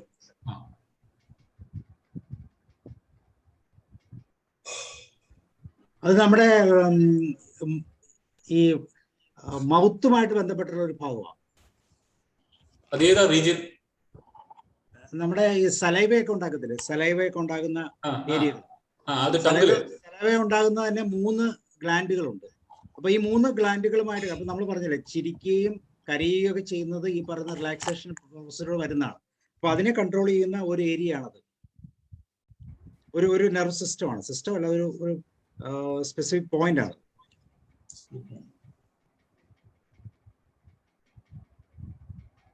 ഇങ്ങനെ നമ്മുടെ ബോഡീനെ നമ്മൾ ഇത്രയും വളരെ സൂക്ഷ്മമായിട്ട് ഐഡന്റിഫൈ ചെയ്യേണ്ട ഒരു ആവശ്യമുണ്ട്. പക്ഷെ ഞാൻ അതല്ല വിചാരിക്കുന്നത്. പണ്ടത്തെ ആൾക്കാർ സാർ പറഞ്ഞ പോലെ ഇതൊക്കെ മനസ്സിലാക്കിയിട്ട് ഏത്തമിടുന്നതെല്ലാം അറിയണമെങ്കിൽ, ഏത്തമിടുന്നത് ഇതിനു വേണ്ടിയാണെന്നുള്ളത്, ഈ നെർവ് കണക്റ്റഡ് ആണെന്നതെല്ലാം അവർ അന്ന് മനസ്സിലാക്കി വെച്ചിട്ടുണ്ടെങ്കിൽ അവർ എത്ര അഡ്വാൻസ്ഡ് ആയിട്ടുള്ള മനുഷ്യന്മാരാന്നുള്ളത് കൂടി ആശ്ചര്യപ്പെട്ടു പോവാണ്. ശരിക്കും അത് തന്നെ. അതാണ് ഒരു നെർവെ പിടിച്ചു കഴിഞ്ഞിട്ട് നമ്മുടെ സെൻസ് മനസ്സിലാക്കാൻ പണ്ടത്തെ ഡോക്ടേഴ്സ് നാഡി ചികിത്സ ചെമ്മ ഒരു നെർവെ പിടിച്ചു കഴിഞ്ഞിട്ട് ഏത് ശരീരത്തിന്റെ ഏത് ഭാഗത്താണ് പ്രോബ്ലം എന്ന് അവർക്ക് നമ്മുടെ പൾസിലൂടെ തന്നെ മനസ്സിലാക്കാൻ പറ്റുന്ന രീതിയിലുള്ള ഒരു അറിവുണ്ടായിരുന്നു. ഇന്നിപ്പോ അറിവില്ല. പ്രാണന്റെ സഞ്ചാരം ഈ നെർവ് കൂടി എവിടെ തടസ്സപ്പെടുത്തുന്നോ അവിടെയാണ് രോഗം വരുന്നതെന്ന് മനസ്സിലാക്കിയിട്ട് അതിന് പ്രതിവിധികൾ പ്രാണായാമത്തിലൊക്കെ ഇതൊക്കെ പറയുന്നുണ്ട്. അത് എവിടെ എന്ത് ബ്ലോക്ക് ആവുന്നുണ്ടോ അവിടെ അതിന് വേണ്ട തക്കതായ ഒരു എക്സസൈസ് കൊടുക്കാൻ വേണ്ടിയിട്ട്. അത് ഈ അക്യുപഞ്ചറും അക്യുപ്രഷറിലും ഒക്കെ അതുപോലെ ചെയ്യുന്നില്ലേ? കറക്റ്റ് അവര് ടച്ച് ചെയ്ത് നോക്കിയിട്ട് പറയും ഇന്നടുത്ത് പ്രോബ്ലം ഉണ്ടെന്ന് പറയാറുണ്ട്. അതുപോലെ തന്നെ സാറ് പറഞ്ഞ ഇതില് ഇത് കണക്റ്റഡ് ആയിട്ട് മൈഗ്രെയിനും ആൻഡ് എപ്പിലെപ്സി. മൈഗ്രെയിൻ ഓക്കെ, എപ്പിലെപ്സിന്റെ എങ്ങനെയാ വരുന്നത്? എപ്പിലെപ്സിയില് സാധാരണ നമുക്ക് ഓപ്പറേഷൻ ചെയ്യാൻ പറ്റാത്ത രോഗികൾ, അത് ഇപ്പോഴും ഒരു ക്രിട്ടിക്കൽ കണ്ടീഷനാണ്. കാരണം എപ്പിലെപ്സിയുടെ നെർവ് നഷ്ടപ്പെട്ടു പോകുന്നതാണോ, നശിച്ചു പോകുന്നത്. അതൊരു പിന്നെ കുഷ്ഠരോഗത്തിന്റെ ഇതാണല്ലോ അതിന്റെ. അല്ല സാർ, അതിന്റെ പ്രോസസ് അല്ല. എപ്പിലെപ്സി എന്നതല്ല സാറേ, ഈ നമ്മുടെ എന്നാണ് പറയുന്നത്, എപ്പിലെപ്സി എന്ന് പറയുന്ന തലയിലെ അപസ്മാരം. അതെന്താന്ന് വെച്ചാല് അതിപ്പോ അതിനകത്ത് നമുക്ക് ഈ ട്രാൻസാക്ഷൻ അനാലിസിസിന്റെ തുടക്കത്തിൽ അല്ലെങ്കിൽ വിക്ടർ പെൻഫീൽഡ് എന്ന് പറഞ്ഞ ഒരു ശാസ്ത്രജ്ഞൻ അല്ലെങ്കിൽ ഒരു സയന്റിസ്റ്റ്, ഒരു ന്യൂറോ സർജൻ ആയിരുന്നു. അദ്ദേഹം ഈ എപ്പിലെപ്സി ബാധിച്ച രോഗികളുടെ സ്കള്ള് ഓപ്പൺ ചെയ്തിട്ട് ചില മാഗ്നറ്റിക് നീഡിൽസ് വെച്ച് ടച്ച് ചെയ്യുമ്പോൾ അവർക്ക് സെൻസേഷൻ ഉണ്ടാകുന്നതും പാട്ട് പാടുന്നതും അതുപോലെ പഴയ മെമ്മറി ഓർമ്മ വരുന്നതെല്ലാം കൃത്യമായിട്ട് സെൻസ് ചെയ്തിട്ടുണ്ട്. 1940s അപ്പൊ ആ ഒരു പ്രോസസ്സ് തന്നെയാണ്. അപ്പൊ അവിടെ ഡീപ്പ് ബ്രെയിൻ ആക്ടിവേഷൻ എന്നായിരുന്നു ആ പ്രോസസ്സ് തന്നെ പറയുന്നത്, ഡീപ്പ് ബ്രെയിൻ സ്റ്റിമുലേഷൻ. അപ്പൊ ചില ഇലക്ട്രിക്കൽ അല്ലെങ്കിൽ മാഗ്നറ്റിക് നീഡിൽസ് വെച്ച് ബ്രെയിനിന്റെ ചില പോയിന്റിൽ ടച്ച് ചെയ്ത് കഴിഞ്ഞാൽ ഈ പറയുന്ന മെമ്മറി തിരിച്ചെടുക്കുക. അതിപ്പോ വാഗസ് നെർവിന്റെ സ്റ്റിമുലേഷൻ നമ്മൾ അത് തന്നെയാണ് ഉപയോഗിക്കുന്നത്. സായം മെക്കാനിസം ബ്രെയിൻ ഉപയോഗിക്കുന്ന വരെ ഇവിടെ വാഗസ് നെർവിലാണ് യൂസ് ചെയ്യുന്നത് മാത്രം. അപ്പൊ അതുകൊണ്ട് ചേഞ്ചസ് ഉണ്ടാകുന്നു എന്ന് ഇപ്പൊ കണ്ടുപിടിച്ചിട്ടുണ്ട്. മൈഗ്രെയിനിന്റെ എക്സാമ്പിളിലുണ്ട്, എപ്പിലെപ്സി ഉണ്ട്, ഡിപ്രഷൻ, ഇപ്പൊ ഇനി നമ്മൾ ഹാൻഡ് ഹെൽഡ് ഡിവൈസ് ഉപയോഗിച്ച് നമുക്കിത് മാനേജ് ചെയ്യാൻ പറ്റുന്ന ഒരു സിസ്റ്റത്തിലേക്ക് വരുന്നുണ്ട്. ഇപ്പൊ വെയിറ്റ് ലോസ് ഒക്കെ ചെയ്യുന്നത് ഒരു ഹാൻഡ് ഹെൽഡ് ഡിവൈസ് ഉപയോഗിച്ചിട്ടാണ് വെയിറ്റ് അതിന്റെ പ്രോസസ് സെൻസ് ചെയ്യാനുള്ള ഒരു സിസ്റ്റം ഡെവലപ്പ് ചെയ്തിരിക്കുന്നത്. കഴിഞ്ഞ 5 വർഷങ്ങളായിട്ട് അതിന്റെ റിസർച്ച് നടക്കുന്നുണ്ട്. ആ പ്രോസസ്സ് ഒത്തിരി പേരിൽ പ്രാക്ടീസ് ചെയ്തിട്ടുമുണ്ട്, പരീക്ഷിച്ചിട്ടുമുണ്ട്. അപ്പൊ ഇതിന്റെ കൺട്രോളിനെ നമുക്ക് സ്റ്റിമുലേറ്റ് ചെയ്യാം, ബ്രേക്ക് ചെയ്യാം, ബ്ലോക്ക് ചെയ്യാം. അതുകൊണ്ടാണ് ഈ വൊമിറ്റിംഗ് ടെൻഡൻസി വരുന്നത് ഈ മൈഗ്രെയിൻ ഉള്ള സമയത്ത്. അപ്പം സ്റ്റൊമക്കുമായിട്ട് കണക്റ്റഡ് ആണ് മൈഗ്രെയിൻ. കണക്റ്റഡ് ആണ്, തീർച്ചയായിട്ടും സ്റ്റൊമക്കുമായിട്ട് കണക്റ്റഡ് ആണ്. സ്റ്റൊമക്കാണ് നമ്മളുടെ സെക്കൻഡ് ബ്രെയിൻ എന്ന് പറയുമ്പം ശരിക്കും സ്റ്റൊമക്കിലുള്ള ബാക്ടീരിയാസിന് ഒത്തിരി ഡയറക്റ്റ് റോൾ ഉണ്ട് ഇതിനകത്ത്. നമ്മുടെ ശരീരത്തിന് ഏതൊരു പ്രശ്നവും വയറുമായിട്ട് ബന്ധപ്പെട്ട് തന്നെയാണ് നമുക്ക് ഫീൽ ചെയ്യുന്നത്. അപ്പൊ അത് ഇത് വയറുമായിട്ട് ഇങ്ങനെ ബന്ധപ്പെട്ട് ഇരിക്കുന്നുണ്ട് അല്ലേ? അപ്പൊ ആ കണക്ടിവിറ്റിയാണ് വാഗസിൽ വഴി വരുന്നത്. നമുക്ക് അറിയില്ലല്ലോ കണക്ടിവിറ്റി. അതെ. എനിവേ ഞാൻ കുറച്ചും കൂടെ ഒന്ന് നോക്കാം. എനിക്കത് പൂർണ്ണമായിട്ടൊരു തൃപ്തിയായില്ല, എനിക്കൊരു സന്തോഷമായി. സാർ അങ്ങനെയൊക്കെ ചിന്തിക്കുന്ന വല്ല മെഡിക്കൽ കോളേജിലും ക്ലാസ് എടുക്കാൻ പോകുമ്പോൾ ചിന്തിച്ചാൽ മതി കേട്ടോ. ഈ ഗ്രൂപ്പിന് അങ്ങനെ ഒരിക്കലും ഉണ്ടാവില്ല. ഇത്രയൊക്കെ കിട്ടുമ്പോ ഞങ്ങൾ എത്ര വാഗസ് നെർവ് നമ്മളത് പഠിക്കുമ്പോൾ നമുക്കത് ഒരിക്കലും ഇമാജിൻ ചെയ്യാൻ പറ്റാത്ത രീതിയിലുള്ള കാര്യങ്ങൾ അതിൻ്റെ അകത്തുണ്ട്. പക്ഷെ അതിനെ എനിക്ക് പിക്ചർ കൂടെ പ്രസന്റ് ചെയ്യണമെങ്കിൽ അതിന് പറ്റിയ പിക്ചറുകൾ വേണം. അങ്ങനത്തെ പിക്ചറുകൾ ഒന്നും ഞാൻ നോക്കിയിട്ട് കണ്ടില്ല. നെറ്റിലില്ല. നെറ്റിൽ കണ്ടത് ഉണ്ട്, നെറ്റ് ഉണ്ട്, പക്ഷെ വളരെ ചെറുതാ. അപ്പൊ നിങ്ങൾക്ക് അത് കാണാൻ പറ്റത്തില്ല. അപ്പൊ ഞാനത് ആ ഭാഗം കട്ട് ചെയ്ത് കളഞ്ഞു. കുറെ പോർഷൻസ് അങ്ങനെ. അപ്പൊ കുറെ പോർഷൻസ് ഇരിപ്പുണ്ട്, അതൊന്ന് ഡെവലപ്പ് ചെയ്യാനുള്ള കുറെ ടോപ്പിക്, എന്നാലേ അത് പൂർണ്ണമാവുള്ളൂ. ഇപ്പൊ ഞാൻ പറഞ്ഞപ്പോ എനിക്കിത് പെട്ടെന്ന് തീർന്നു പോയി. ഞാൻ അവസരം കിട്ടിയാൽ ഞങ്ങളും കേൾക്കാൻ കാത്തിരിക്കാം. തീർച്ചയായിട്ടും അത് ഞാൻ ഡെവലപ്പ് ചെയ്യുന്നുണ്ട്. അടുത്ത ക്ലാസ്സിൽ അതും കൂടി കൊണ്ടുവരാമല്ലോ സർ. അതെ. പിന്നെ ഇതിന്റെ ഈ പേരുകളെല്ലാം ഒരു പ്രശ്നമാണ്. ഉദ്ദേശിച്ച പോലെ ഒന്നല്ല. ഉദ്ദേശിച്ച പോലെ എനിക്ക് വഴങ്ങുന്നില്ല പല പേരുകൾ.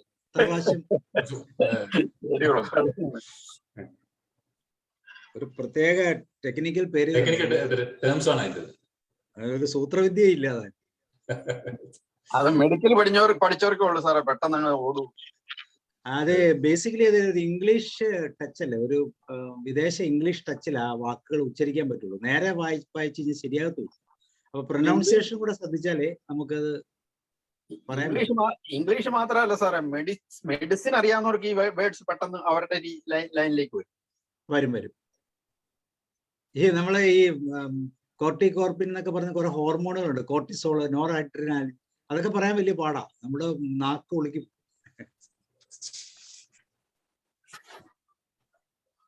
സാബു സാറേ. പറയൂ രമേശ്. നല്ല ക്ലാസ് ആയി. ഇപ്പൊ ഈ ഹംസ സാറും ഞാനൊക്കെ ഞങ്ങൾ MSc അപ്ലൈഡ് സൈക്കോളജി ഇപ്പൊ റിട്ടയർ ചെയ്തതിന് ശേഷം പഠിച്ചതാണ്. അപ്പൊ ഈ ജനറൽ സൈക്കോളജി പേപ്പറിൽ ഈ നെർവസ് സിസ്റ്റത്തെ പറ്റിയൊക്കെ പഠിക്കുന്നുണ്ട്. അപ്പൊ അതിന്റെ ഒരു ചെറിയ ബാക്ക്ഗ്രൗണ്ട് ഉള്ളത് കൊണ്ട് കുറച്ച് വേഗം കാര്യങ്ങൾ മനസ്സിലാവുന്നുണ്ട്.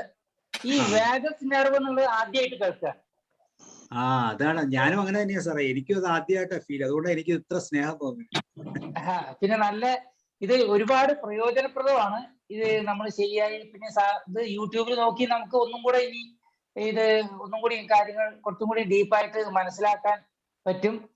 പിന്നെ ഞങ്ങൾ NLP കഴിഞ്ഞാണ് സാർ ഞാനെല്ലാം. അപ്പൊ അതില് ഒരു എക്സസൈസ് ഞങ്ങൾക്ക് പറഞ്ഞു തന്നുണ്ട്. ഈ നാവ് അണ്ണാക്കിലേക്ക് മുട്ടിച്ചിട്ട് ഏത്തം വിടുന്നത് മാതിരിയുള്ള ഒരു എക്സസൈസ്. അപ്പൊ ഞാൻ ഡെയിലി ചെയ്തു വരുന്നുണ്ട്. വളരെ ഇഫക്റ്റീവ് ആണെന്ന് പോൾ സാറ് ഞങ്ങളെ പഠിപ്പിച്ച സാറ് പറഞ്ഞിട്ടുണ്ട്. എന്തായാലും ഈ ക്ലാസ് വളരെ ഇഷ്ടപ്പെട്ടു. വളരെ നല്ല ക്ലാസ് ആണ് സാറ്. പിന്നെ ഇതിപ്പോ 236 എന്നൊക്കെ പറഞ്ഞ ഒരു കണക്ക് വരെ. അപ്പൊ അത്രയും ദിവസമായിട്ട് ഇത്രയും നല്ല ക്ലാസ്സുകൾ ആൾക്കാർക്ക് കൊടുക്കുന്നത് എന്തായാലും നല്ലൊരു പുണ്യ പ്രവൃത്തി തന്നെ. Thank you sir. ഞാൻ നിങ്ങളെ കൂടെ ഇൻവൈറ്റ് ചെയ്യാണ്. ഓരോ ടോപ്പിക്ക് നിങ്ങളും എടുത്ത് സഹായിക്കുക. പലപ്പോഴും ക്ലാസ്സുകൾ എടുക്കാൻ ആളെ കിട്ടാതെ വരുമ്പോഴാണ് ഞാൻ എടുക്കുന്നത്. അപ്പോഴാണ് ഞാൻ കൂടുതൽ ഇതിനു വേണ്ടി ശ്രമിക്കുന്നത്. അപ്പൊ എല്ലാവരും അതുപോലെ ക്ലാസ് എടുത്ത് നമുക്ക് അങ്ങോട്ടും ഇങ്ങോട്ടും ഒക്കെ നമുക്ക് കേൾക്കാം, മനസ്സിലാക്കാം. അല്ലെങ്കിൽ ആരെങ്കിലും ട്രെയിനേഴ്സ് ഉണ്ടെങ്കിൽ അവരെ വിളിക്കാം. ഹംസ സാർ പറയും. ആരും എല്ലാവരും നമ്മളോട് പറഞ്ഞാൽ സാറേ, ഞാൻ ഫിനാൻസ് വിട്ടു വേറെ വിഷയമായിട്ട് അന്നേരം സാർ എടുത്തോണ്ടിരിക്കുമല്ലോ, കുഴപ്പമില്ല, സന്തോഷം. സാറിനും വളരെ വലിയൊരു വർക്കാണ് ചെയ്യുന്നത്. അബ്ദുൾ സാറിന്റെ ഷുക്കൂർ സാറിന്റെ ഒരു ക്ലാസ്സും കൂടെ ഒക്കെ തരുമായിരിക്കും അല്ലെ? ഇല്ല, അതെ, ഏകദേശമൊക്കെ കാര്യങ്ങൾ അതിലുണ്ട്.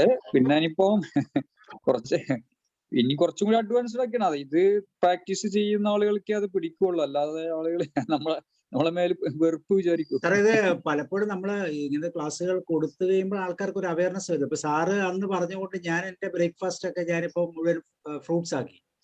അപ്പൊ സാറിനോട് ചേഞ്ച് എന്റെ ഇത് ഒരാഴ്ചയായി ഞാനിപ്പോ രാവിലെ എപ്പോഴും ഫ്രൂട്ട്സ് ആണ് ഉപയോഗിക്കുന്നത്. അപ്പൊ സാറിന് ഒറ്റ നോട്ടത്തിന് അന്നത്തേലും ചെറിയൊരു ചേഞ്ച് ഒക്കെ കാണുന്നുണ്ട് മുഖത്ത് തന്നെ. ഞാൻ വെറുതെ പറയല്ല, ശരിക്കും പിന്നെ ഒറ്റ നോട്ടത്തില് ചെറിയൊരു മാറ്റമൊക്കെ ഉണ്ട്. എനിക്ക് ക്ഷീണമൊക്കെ ശരിക്കും മാറി. മറ്റേ ഞാനിപ്പോ ഇത്രയും പറയാൻ വേണ്ടി എടുക്കുന്ന സമയമൊന്നും എനിക്ക് ഇരിക്കാൻ പറ്റത്തില്ലായിരുന്നു. ഇപ്പൊ എനിക്ക് അങ്ങനെ ക്ഷീണം ഫീൽ ചെയ്യുന്നില്ല. ഇപ്പൊ കുറച്ചുകൂടി ബ്ലഡ് സർക്കുലേഷൻ മുഖത്ത് അല്പം കൂടി ഒരു ലേശം, കൂടുതലല്ല, കുറച്ചും കൂടി വന്ന പോലെ ഒരു അല്പം കൂടി യങ്ങായ പോലെയൊക്കെ ഉണ്ട്. നമുക്ക് ഒറ്റ നോട്ടത്തിൽ അറിയാൻ പറ്റും. ഇത് നമ്മളൊരാള് പറഞ്ഞ് അത് നമ്മുടെ മനസ്സിൽ കയറി സ്ട്രെസ്സായി കൊള്ളാം, ഗുണകരമാണ് എന്ന് ഫീൽ ചെയ്യുമ്പോഴാണ് ശരിക്കും അതിലേക്ക് വരുന്നത്. ചിലപ്പോൾ താമസം വരും, അതാണ്. എപ്പോഴും ക്ലാസ്സുകൾ അതൊക്കെ ശരിയാണ്. പക്ഷെ നമ്മുടെ ആളുകൾ, മലയാളികൾ പലപ്പോഴും ഈ ശീലങ്ങൾ മാറ്റാൻ തയ്യാറല്ല. അത് നല്ലൊരു ശതമാനം അവസ്ഥയാണ്. സുക്കൂർ സാറിന്റെ ക്ലാസ് ഞാനും കേട്ടിട്ടുണ്ടായിരുന്നു, അത് ഫോളോ ചെയ്യാൻ ശ്രമിക്കലുണ്ട് ലളിത് സാർ. സാറേ, ഞാൻ ഈ ട്രാൻസാക്ഷൻ അനാലിസിസ് എന്നൊക്കെ പറയുന്ന ക്ലാസ് എത്രയോ പ്രാവശ്യം എടുത്തിരിക്കുന്നത്. ഹംസ സാറേ, ഒരു ഡിസ്റ്റർബൻസ് വരുന്നുണ്ട്. ഭയങ്കര ഇടിയാണ്. Thank you sir. Okay. Hamza sir unmute ചെയ്ത് പറഞ്ഞോളൂ. അസലേ വളരെ ആഗ്രഹിച്ചിരുന്നാണ് കുറെ ഈ പാരാസിമ്പത്തറ്റിക്, സിമ്പത്തറ്റിക്, ഇങ്ങനെ കുറെ വാക്കുകൾ. ഞാൻ മറ്റേ ഹ്യൂമാനിറ്റീസ് ആണ്, എൻ്റെ ലിറ്ററേച്ചറാണ് സബ്ജക്റ്റ്. രാമുട്ടി സാറ് മാത്തമാറ്റിക്സ് ആണ്. നമുക്ക് സയൻസിൽ ഈ സൈക്കോളജി പഠിക്കുമ്പോഴാണ് ഇത് നിർബന്ധമായിട്ട് വന്നപ്പോൾ ഒരു ബയോളജി ടീച്ചറുടെ സഹായം കുറച്ച് മനസ്സിലാക്കാൻ ശ്രമിച്ചു. ആ പേപ്പർ എഴുതി പാസ്സായി ബുദ്ധിമുട്ടൊന്നും ഉണ്ടായില്ല. പക്ഷെ കാര്യങ്ങൾ മനസ്സിലാവുന്നതും അതിനെ ക്ലാസ്സിൽ എങ്ങനെ വെച്ചിട്ടുണ്ടെങ്കിൽ ഇത് ശരിക്കും വിജ്ഞാനത്തിനോടുള്ള, അറിവിനോടുള്ള സ്നേഹവും ആത്മാർത്ഥതയുള്ള അപ്രോച്ചിൽ അതിൻ്റെ ഒരു ഗുണം എല്ലാ പാർട്ടിസിപ്പൻസിനും വളരെ ഉപകാരപ്പെടുന്നു എന്നുള്ളതാണ് പ്രത്യേകത. എനിക്ക് ചോദിക്കാൻ ഒന്നിനോട് തോന്നിയത്, സാധാരണ എന്തും പ്രതിഫലം ഇച്ഛിച്ചുകൊണ്ട് ഇങ്ങനെ പണ്ട് നാടൻ ഭാഷയിൽ പറയും, ഈ ഈരെന്ന് പറഞ്ഞാൽ പേനിന്റെ മുട്ടയാണല്ലോ, ഈര് പറയും. അപ്പൊ ഈരെടുത്താൽ പേന് കൂലി, അല്ല ഈരെടുത്താൽ പേന് കൂലി എന്ന് പറയും. അതേപോലെ എന്തിനും ലാഭേച്ഛയോട് കൂടി മാത്രം സമീപിക്കുന്നതിൻ്റെ ഇടയിൽ ഈ സാബു സാർക്ക് എന്ത് പറ്റി, ഇങ്ങനെ ഈ സംഭവം എന്താണ് ഇതിന്റെ യഥാർത്ഥ മോട്ടിവേഷൻ, ഇൻസ്പിറേഷൻ എന്താണ് എന്ന് ലോകം മുഴുവൻ അതാണ്. അതെ, എല്ലാം. അപ്പോ വാസ്തവത്തിൽ എന്താ വെച്ചാല് ഈ ഇതിലിരിക്കുന്ന ആളുകളൊക്കെ ഒരു ഏജ് ഗ്രൂപ്പിൽ ഏകദേശം എത്തിയ ആളുകളാണ്. അപ്പോ ഈ മറ്റേ വെറുതെ ചൊറിഞ്ഞിരിക്കുന്നതിന് പകരം കൃത്യമായിട്ട് റിഫ്രഷ്മെന്റ് എല്ലാ ദിവസവും കിട്ടുന്നതിന്റെ ഒരു അതിന്റെ ഒരു ഹെർബൽ ഇഫക്റ്റ് ഭയങ്കര. ഇപ്പൊ കഴിഞ്ഞ ദിവസം നാച്ചുറോപ്പതി ആയാലും വേണ്ടില്ല, എല്ലാ വിഷയങ്ങളും ഒന്നിനൊന്നും മെച്ചപ്പെട്ടിട്ട് ഇതിനെ കോർഡിനേറ്റ് ചെയ്തത് തികച്ചും വളരെ മാതൃകാപരമായിട്ടുള്ളൊരു സംഭവമാണ്. അത് വല്ലാത്തൊരു, മാത്രമല്ല ഇതിനെ കുറിച്ചിട്ട് കൂടുതൽ മനസ്സിലാക്കാൻ ഇപ്പൊ അറിഞ്ഞ ആളുകളാണെന്നുണ്ടെങ്കിൽ ഈ വാക്കൊക്കെ പറയുമ്പോൾ അവരോട് ചോദിച്ചാൽ കൃത്യമായിട്ടൊന്നും ആരും പറഞ്ഞു തരില്ല. കുറച്ച് ടഫായതുകൊണ്ട് നമ്മൾ സ്വന്തം നിലയ്ക്ക് അതിനോട്ട് ശ്രമിക്കാൻ ഒരു പക്ഷേ പോകില്ല. അപ്പൊ സാറ് ഇപ്പൊ ഇതിന് റെഫർ ചെയ്ത പുസ്തകമോ അല്ലെങ്കിൽ അതിന്റെ സോഴ്സ് നോളജ് എന്താണെന്നുള്ളതിനെ കുറിച്ച് ഒന്ന് ഷെയർ ചെയ്യാൻ പറ്റുമോ? ഞാൻ സാധാരണ ഇത് ചെയ്യാൻ വേണ്ടി ഇങ്ങനെയുള്ള ക്ലാസ്സുകൾ എന്തെടുക്കാൻ വേണ്ടി ഞാൻ ആദ്യം ഈ സബ്ജക്റ്റുമായിട്ട് ബന്ധപ്പെട്ട് കുറെ പിക്ചറുകൾ കണക്ട് ചെയ്യും. കുറെ പിക്ചറുകൾ എടുത്ത് ഞാനൊന്ന് റെഡിയാക്കി വെക്കും. കുറെ പിക്ചറുകൾ ഇങ്ങനെ നെറ്റിൽ നിന്ന് ഡൗൺലോഡ് ചെയ്തിട്ട് ഞാൻ എൻ്റെ മനസ്സിലൊരു സ്ട്രക്ചർ ഉണ്ടാക്കും. എന്താണ് വാഗസ് നെർവ്, എന്തൊക്കെയാണ്. അപ്പൊ ഞാൻ വാഗസ് നെർവിനെ കുറിച്ച് പഠിക്കാൻ തുടങ്ങിയപ്പം എന്നോട് ചോദിച്ചു, എന്താണ് ഈ പാരാസിമ്പത്തറ്റിക്, സിമ്പത്തറ്റിക് എന്നാണ്, PNS എന്നാണ്, CNS എന്നാണ്. അപ്പൊ ഇതറിയാതെ അങ്ങോട്ട് പോകാൻ പറ്റത്തില്ല. അപ്പൊ ഞാൻ പുറകോട്ട് വന്ന് ഞാൻ ആദ്യം പോലെ അവിടെ നിന്ന് സ്റ്റാർട്ട് ചെയ്ത്, അപ്പൊ അതിന്റെ തുടക്കം നെർവസിന്റെ തുടക്കത്തിൽ നിന്ന് വന്ന് അങ്ങനെ ഓരോ സ്റ്റെപ്പ് വന്ന് വാഗസിന്റെ അവിടെ വരെ എത്തി. അതിനുള്ള സമയം എന്ന് കിട്ടിയുള്ളൂ. പിന്നെ വാഗസിന്റെ ഫൈനൽ കുറച്ച് കാര്യങ്ങളൂടെ പറഞ്ഞ് അങ്ങ് കംപ്ലീറ്റ് ചെയ്തു. അതാ ഇപ്പോഴും എൻ്റെ ഒരു മെത്തേഡ് അങ്ങനെയാണ്, ഒരു പിക്ചറിനെ ബേസ് ചെയ്ത് വേണം നമ്മൾ പഠിക്കുക. പിക്ചറിൽ കൂടെ ഒരാൾക്ക് കണ്ട് മനസ്സിലാക്കാൻ പറ്റുമെങ്കിൽ അത് എക്സ്പ്ലെയിൻ ചെയ്യാൻ എളുപ്പമാണ്. അപ്പൊ ഞാൻ ആദ്യം ഒരു പിക്ചർ ഉണ്ടാക്കും, ഒരു 5 8 പിക്ചർ ഉണ്ടാക്കിയിട്ട് അതിനെ പുറകോട്ടും മുന്നോട്ടും ഇട്ട് ഓടിക്കും. പിന്നെ ആ പിക്ചറിന് പകരം വേറെ പിക്ചർ ഉണ്ടോ എന്ന് നോക്കും. വരച്ചുണ്ടാക്കലൊന്നും എളുപ്പമല്ല. ഇപ്പൊ ഈ ബാക്ക്ഗ്രൗണ്ടിൽ കാണുന്ന ഇതെല്ലാം ഞാൻ എഴുതി ഉണ്ടാക്കിയതാണ്. പക്ഷെ എഴുതി ഉണ്ടാക്കുമ്പോൾ ഭംഗി കുറയും. പക്ഷെ ചിലർക്ക് ഓൾറെഡി അതിൻ്റെ അകത്ത് കിടക്കുന്നുണ്ടാവും. അപ്പൊ അങ്ങനെയുള്ളത്. പിന്നെ ഞാൻ ഇങ്ങനത്തെ സ്ക്രീൻ ഉപയോഗിക്കുന്നതുകൊണ്ട് എനിക്ക് വലുതാക്കി എഴുതിയില്ലെങ്കിൽ നിങ്ങൾക്ക് വായിക്കാൻ പറ്റത്തില്ല. അപ്പൊ ഞാൻ മിക്കവാറും ഒക്കെ പ്രിപ്പയർ ചെയ്യേണ്ടി വരും. അപ്പൊ അതിനുവേണ്ടി നമ്മൾ ആ പിക്ചറിനെ ബേസ് ചെയ്തിട്ടാണ് കാര്യങ്ങളൊക്കെ പ്രിപ്പയർ ചെയ്യുന്നത്. അപ്പൊ ആദ്യം ഉണ്ടാക്കേണ്ട പിക്ചർ അങ്ങനെ അങ്ങോട്ടും ഇങ്ങോട്ടും എടുക്കും. വാഗസ് തുടങ്ങിയപ്പോൾ ഈ ചോദ്യം എന്നോട് തന്നെ ചോദിച്ചു, എന്താണ് പാരാസിമ്പതറ്റിക് സിമ്പതറ്റിക് എന്നൊക്കെ ചോദിച്ചു കഴിഞ്ഞാൽ നമ്മൾ ആകെപ്പെട്ടു. ഒരു ചോദ്യം ചോദിച്ചാൽ നമ്മൾ ആകെ വെള്ളത്തിലായി. അപ്പൊ നമ്മൾ അവിടെ ബാക്കിലേക്ക് പോയി അവിടുന്ന് തുടക്കം സ്റ്റാർട്ട് ചെയ്യും. അപ്പൊ നമുക്ക് ഇനിയിപ്പോ ഒരു ക്ലാസ് കൂടി എടുക്കാനുള്ള വേണമെങ്കിൽ ഇതിൻ്റെ അകത്തുണ്ട്. നമുക്ക് ഡെവലപ്പ് ചെയ്തുണ്ടാക്കാം. പല രീതിയിലുള്ള തെറാപ്പികളുണ്ട്, സ്റ്റിമുലേഷന്റെ മെത്തേഡുകളുണ്ട്, സിമ്പിളും പല രീതിയിലുള്ള മെത്തേഡുകളുണ്ട്. അപ്പൊ അതും കൂടെ നമുക്ക് വേണമെങ്കിൽ അപ്ലൈ ചെയ്തെടുക്കുമ്പോഴത്തേക്ക് ഇതെല്ലാം കൂടെ കണക്ട് ചെയ്യുമ്പോൾ നല്ലൊരു മനോഹരമായ ക്ലാസ്സാണ്. പക്ഷെ ഇന്ന് ഞാൻ ഈ പിക്ചർ എനിക്ക് ഉദ്ദേശിച്ച പോലെ കിട്ടാത്തത് കൊണ്ട് ഒത്തിരിയും ഉണ്ടാക്കേണ്ട ഒത്തിരി സമയം. അപ്പൊ അതാണ് പലപ്പോഴും സംഭവിക്കുന്നത്. അപ്പൊ എന്റെ മെത്തേഡ് അതാണ്. ഞാൻ എപ്പോഴും വിഷ്വലാണ് എന്റെ സ്റ്റൈൽ. വിഷ്വൽ സ്റ്റൈലിൽ പോകും. എന്നിട്ട് ഞാൻ തന്നെ അത് പറഞ്ഞ് എക്സ്പ്ലെയിൻ ചെയ്യും. അപ്പോൾ ഓട്ടോമാറ്റിക്കായിട്ട് എനിക്ക് മനസ്സിലായാൽ നിങ്ങൾക്ക് മനസ്സിലാവുമെന്ന് എനിക്ക് ഉറപ്പാണ്. അതാണ് ഞാൻ ഉപയോഗിക്കുന്നത്. എന്തായാലും ഇതിൽ വിശദീകരിച്ച കുറെ കാര്യങ്ങൾ ഞങ്ങൾ എപ്പോഴും NLP റീടേക്ക് ചെയ്തുകൊണ്ടിരിക്കുന്ന ആളുകളാണ്. രാമോട്ട് സാറ് ഞങ്ങളൊക്കെ അതിന്റെ വെരിഫൈഡും മാസ്റ്ററും മറ്റേ ഒക്കെ ബേസിക് മാസ്റ്റർ വെരിഫൈഡും ഒക്കെ കഴിഞ്ഞു. എപ്പോൾ ഇടയ്ക്കിടയ്ക്ക് റീടേക്ക് ചെയ്തുകൊണ്ടിരിക്കും. പക്ഷെ ഇതിൽ പല സംഗതികളുടെ പിന്നിലുള്ള ശാസ്ത്രം, സയൻസ് എന്താണ് എന്നുള്ളത് ഇന്ന് മറ്റേ സാറുടെ എക്സ്പ്ലനേഷനിൽ കുറെ കിട്ടി. ഇപ്പൊ നമ്മളെ ബ്രെയിനിന്റെ മേലോട്ട് നോക്കുന്നത്, ലെഫ്റ്റിലേക്ക് നോക്കുന്നത് മറ്റേ മെമ്മറി ആണെന്നും വാക്കോക്കിനെ ബേസ് ചെയ്തുകൊണ്ടുള്ള ആ ബ്രെയിനിന്റെ പറ്റിപ്പുള്ളത്. അപ്പൊ അതിലൊക്കെ എല്ലാത്തിലും ഈ പറഞ്ഞ സംഭവങ്ങളിൽ ഏറ്റവും 10ാമത്തെ വേഗസ് നെർവസിനെ പറ്റി പറഞ്ഞത് ശരിക്കും ഒരു നല്ലൊരു അസറ്റായി. Thank you. അല്ല, അത് അത്രമാത്രം പാട്ടില്ല. അപ്പൊ നമ്മളതിനെ അറിയണം എന്നുള്ള ഒരു തോന്നൽ വന്നുപോയി. അതുകൊണ്ടാണ് ഞാനിത് ഒത്തിരി നാളെ എടുത്തു വെച്ചിട്ട് എനിക്കിതൊന്ന് പ്രിപ്പയർ ചെയ്യാൻ പറ്റാതെ കൊണ്ട് ഞാൻ ഇങ്ങനെ. പക്ഷെ എന്നിട്ട് നമ്മൾ ഉദ്ദേശിച്ച പോലെ ചെയ്തില്ല. ഇപ്പൊ 2-3 ദിവസമായി അതിന്റെ ഒരു പുറകെ നടക്കുന്നു. പക്ഷെ എന്നിട്ട് നമുക്കത് ആ ഒരു ഭംഗിയിലെത്തിയില്ല. പക്ഷെ അത് വരും. ഇനിയിപ്പോ നമ്മളൊന്നും കൂടെ ഒക്കെ എടുക്കുമ്പോൾ ശരിയാകും. പല പ്ലാറ്റ്ഫോമുണ്ട്, ഇഷ്ടംപോലെ പ്ലാറ്റ്ഫോമുകളുണ്ട്. ഇവിടെ മാത്രമല്ലല്ലോ, പോസിറ്റീവ് കമ്മ്യൂണിറ്റി എടുക്കും, വേറെ പല പല പ്ലാറ്റ്ഫോമുകളുണ്ട്. അവിടെ ഇവിടെയൊക്കെ മാറി മാറി എടുക്കും. അപ്പൊ ഓട്ടോമാറ്റിക്കായിട്ട് ശരി, ഒരു പ്രാവശ്യമൊക്കെ പറയുമ്പോൾ ശരിയാവും. അപ്പൊ നിങ്ങൾ NLP അറിയാമെങ്കിൽ NLPയുടെ കുറെ ടോപ്പിക് എടുക്കൂ. അംസ സാറും രാമൻകുട്ടി സാറും കൂടെ. NLP ഞാൻ എടുക്കുന്നുണ്ടായിരുന്നു. ആരെങ്കിലും എടുക്കുന്നുണ്ടെങ്കിൽ ഞാൻ എടുക്കാതിരിക്കാമല്ലോ. ഹലോ, ജോസാറെ പറയും. സാറേ ഞാന് ഈ അടുത്ത കാലത്തെ ഈ സൈറ്റിനകത്തോട്ട് ഈ ഒപ്പോനൊപ്പോ എന്നും പറഞ്ഞൊരു സംഗതിയുണ്ട്. അതിനെപ്പറ്റി വല്ലതും സാറ് ക്ലാസ് എടുത്തിട്ടുണ്ടോ? എന്താണെന്ന് അതിനെപ്പറ്റി വല്ല ഐഡിയ ഉണ്ടോ എന്ന് അറിയാനായിട്ട്? ഉണ്ട് സാർ. അത് ഓപ്പനൊപ്പം എന്ന് വെച്ചാൽ വെറും 4 വാക്കുകളേ ഉള്ളൂ. അതെങ്ങനെയാ ശരിക്കും എഫക്റ്റീവ് ആയിട്ട് ആൾക്കാർ ഉപയോഗിക്കുന്ന ഒരു സംഗതിയാണോ, അതോ സാധാരണ ഒരു ഏറ്റവും സിംപ്ലസ്റ്റ് ആയിട്ട് ഉപയോഗിക്കാൻ പറ്റുന്ന ഒരു പ്രോസസ്സാണ്. അതിൻ്റെ അകത്ത് നമ്മൾ ആദ്യത്തെ വാക്ക് എന്ന് പറയുന്നത് ഐ ആം സോറിയാണ്. അപ്പൊ നമ്മൾ ചോദിക്കുന്നതാണ്, ഐ ആം സോറി എന്ന് പറയാൻ നമുക്ക് എന്താണ് കാര്യം? ഞാൻ ആരോടാണ് സോറി പറയുന്നതെന്നാണ് പലപ്പോഴും നമ്മൾ ചോദിക്കുന്നത്. നമുക്ക് ആരോടാണ് സോറി പറയാൻ പറ്റാത്തത്? നമ്മൾ ജീവിക്കുന്ന എൻവറോൺമെന്റിനോട് അല്ലെങ്കിൽ യൂണിവേഴ്സിനോട് പോലും നമ്മൾ എപ്പോഴും സോറി പറയേണ്ട രീതിയിലാണ് നമ്മുടെ ജീവിതം. അപ്പൊ ഐ ആം സോറി എന്നുള്ളത് അതൊരു വ്യക്തിയോടാകാം, യൂണിവേഴ്സിനോടാകാം, അല്ലെങ്കിൽ നമ്മളെ ദൈവമെന്ന് ആരാധിക്കുന്ന വ്യക്തിയോടാകാം, ആരോട് വേണമെങ്കിലും. അപ്പൊ ഐ ആം സോറി. കാരണം സോറി എന്നുള്ളത് ജെന്യുവിനാണത്. അത് നമുക്ക് പറയാൻ പറ്റുന്നില്ല എന്നുള്ളത് തന്നെയാണ് നമ്മുടെ പ്രശ്നം. ഒന്ന്. രണ്ടാമത് തന്നെയാണ് ഐ ആം സോറി, ക്ഷമിക്കുക. അപ്പം സോറി പറഞ്ഞാൽ പിന്നെ നമ്മൾ ഫോർഗീവ്നെസ് ചോദിക്കണമല്ലോ. അപ്പൊ സോറി പറയാൻ കഴിയുമോ എന്നുള്ളതാണ് നമ്മുടെ ചോദ്യം. അപ്പൊ അതിന് ഞാൻ പറയുന്ന ഇതാണ്, നമ്മളൊരു 100% റെസ്പോൺസിബിലിറ്റി ഏറ്റെടുത്ത് കഴിഞ്ഞാൽ നമുക്ക് സോറി പറയാൻ പറ്റും. അപ്പം മറ്റാരിലും ബ്ലെയിം കൊടുക്കാതെ നമ്മളിൽ തന്നെയാണ് ജീവിതത്തിന്റെ സകല സാഹചര്യങ്ങളും നിൽക്കുന്നതെന്നും ഞാൻ തന്നെയാണ് എല്ലാത്തിനും കാരണക്കാരനെന്നും നമുക്ക് വളരെ കോൺഷ്യസ് മൈൻഡിൽ തിരിച്ചറിവോടുകൂടി എടുക്കുക. അല്ലാതെ എല്ലാത്തിനെയും ബ്ലെയിം ഏറ്റെടുക്കുകയല്ല ചെയ്യുന്നത്. ഈ ലോകത്ത് നമ്മൾ ജീവിക്കുമ്പോൾ നമ്മളുടെ കുറവുകൾ കൊണ്ട് നമ്മുടെ ഈ ലോകത്തിന് തന്നെ ഒത്തിരി കോട്ടങ്ങൾ ഉണ്ടാകുന്നുണ്ട് എന്നുള്ളൊരു തിരിച്ചറിവ്, അതിന്റെ റെസ്പോൺസിബിലിറ്റി നമ്മൾ ഏറ്റെടുത്താൽ നമ്മൾ സോറി പറയാം, ഫോർഗീവ്നെസ്സും കൊടുക്കാം, അല്ലെങ്കിൽ ഫോർഗീവ്നെസ് ആസ്ക് ചെയ്യാം, ചോദിക്കാം. അപ്പൊ ഈ 2 ഭാഗം ഓക്കെയാണ്.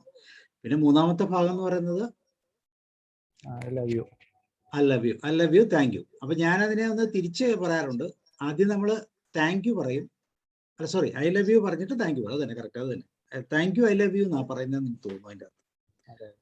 അപ്പൊ ഐ ലവ് യു എന്ന് പറഞ്ഞാൽ നമുക്കത് പറയാവുന്നതാണ്, കുഴപ്പമൊന്നുമില്ല. കാരണം നമുക്ക് മറ്റാരോടും വെറുപ്പുകളോ പിണക്കമോ വിദ്വേഷമോ ഒന്നും ഇല്ലെങ്കിൽ പിന്നെ നമുക്ക് എല്ലാവരോടും സാറേ ഇതിന്റെ യൂണിവേഴ്സലി ആക്സെപ്റ്റഡ് ഇത് എങ്ങനെയാണ്, ഇതിന്റെ ഒരു റേറ്റിംഗ് എങ്ങനെയാണ്? ഇത് ആൾക്കാർ ഉപയോഗിക്കുന്നുണ്ടോ അതോ എന്താണ് അതിന്റെ ഒരു സ്പെഷ്യാലിറ്റി? ലോകം മുഴുവൻ അത് ഞാൻ മനസ്സിലാക്കുന്നത് സ്പിരിച്വൽ ആയ ഒരു വ്യക്തിക്ക് വളരെ ഈസി ആയിട്ട് ഇത് ഉപയോഗിക്കാൻ പറ്റും. ഒരു സ്പിരിച്വൽ തലത്തിൽ നമുക്ക് ജീവിക്കാൻ പറ്റുന്നുണ്ടെങ്കിൽ വളരെ ഈസി ആയിട്ട് ഉപയോഗിക്കാൻ പറ്റും. അല്ലെങ്കിൽ ഈ ചോദ്യം ആദ്യം ഞാൻ ചോദിച്ച ചോദ്യം ചോദിക്കും, നിങ്ങൾ എന്തിനാണ് ഞാൻ സോറി പറയുന്നത്, എന്തിന് ഞാൻ സോറി പറയണം എന്ന് നമ്മൾ ചോദിക്കത്തില്ല പലപ്പോഴും.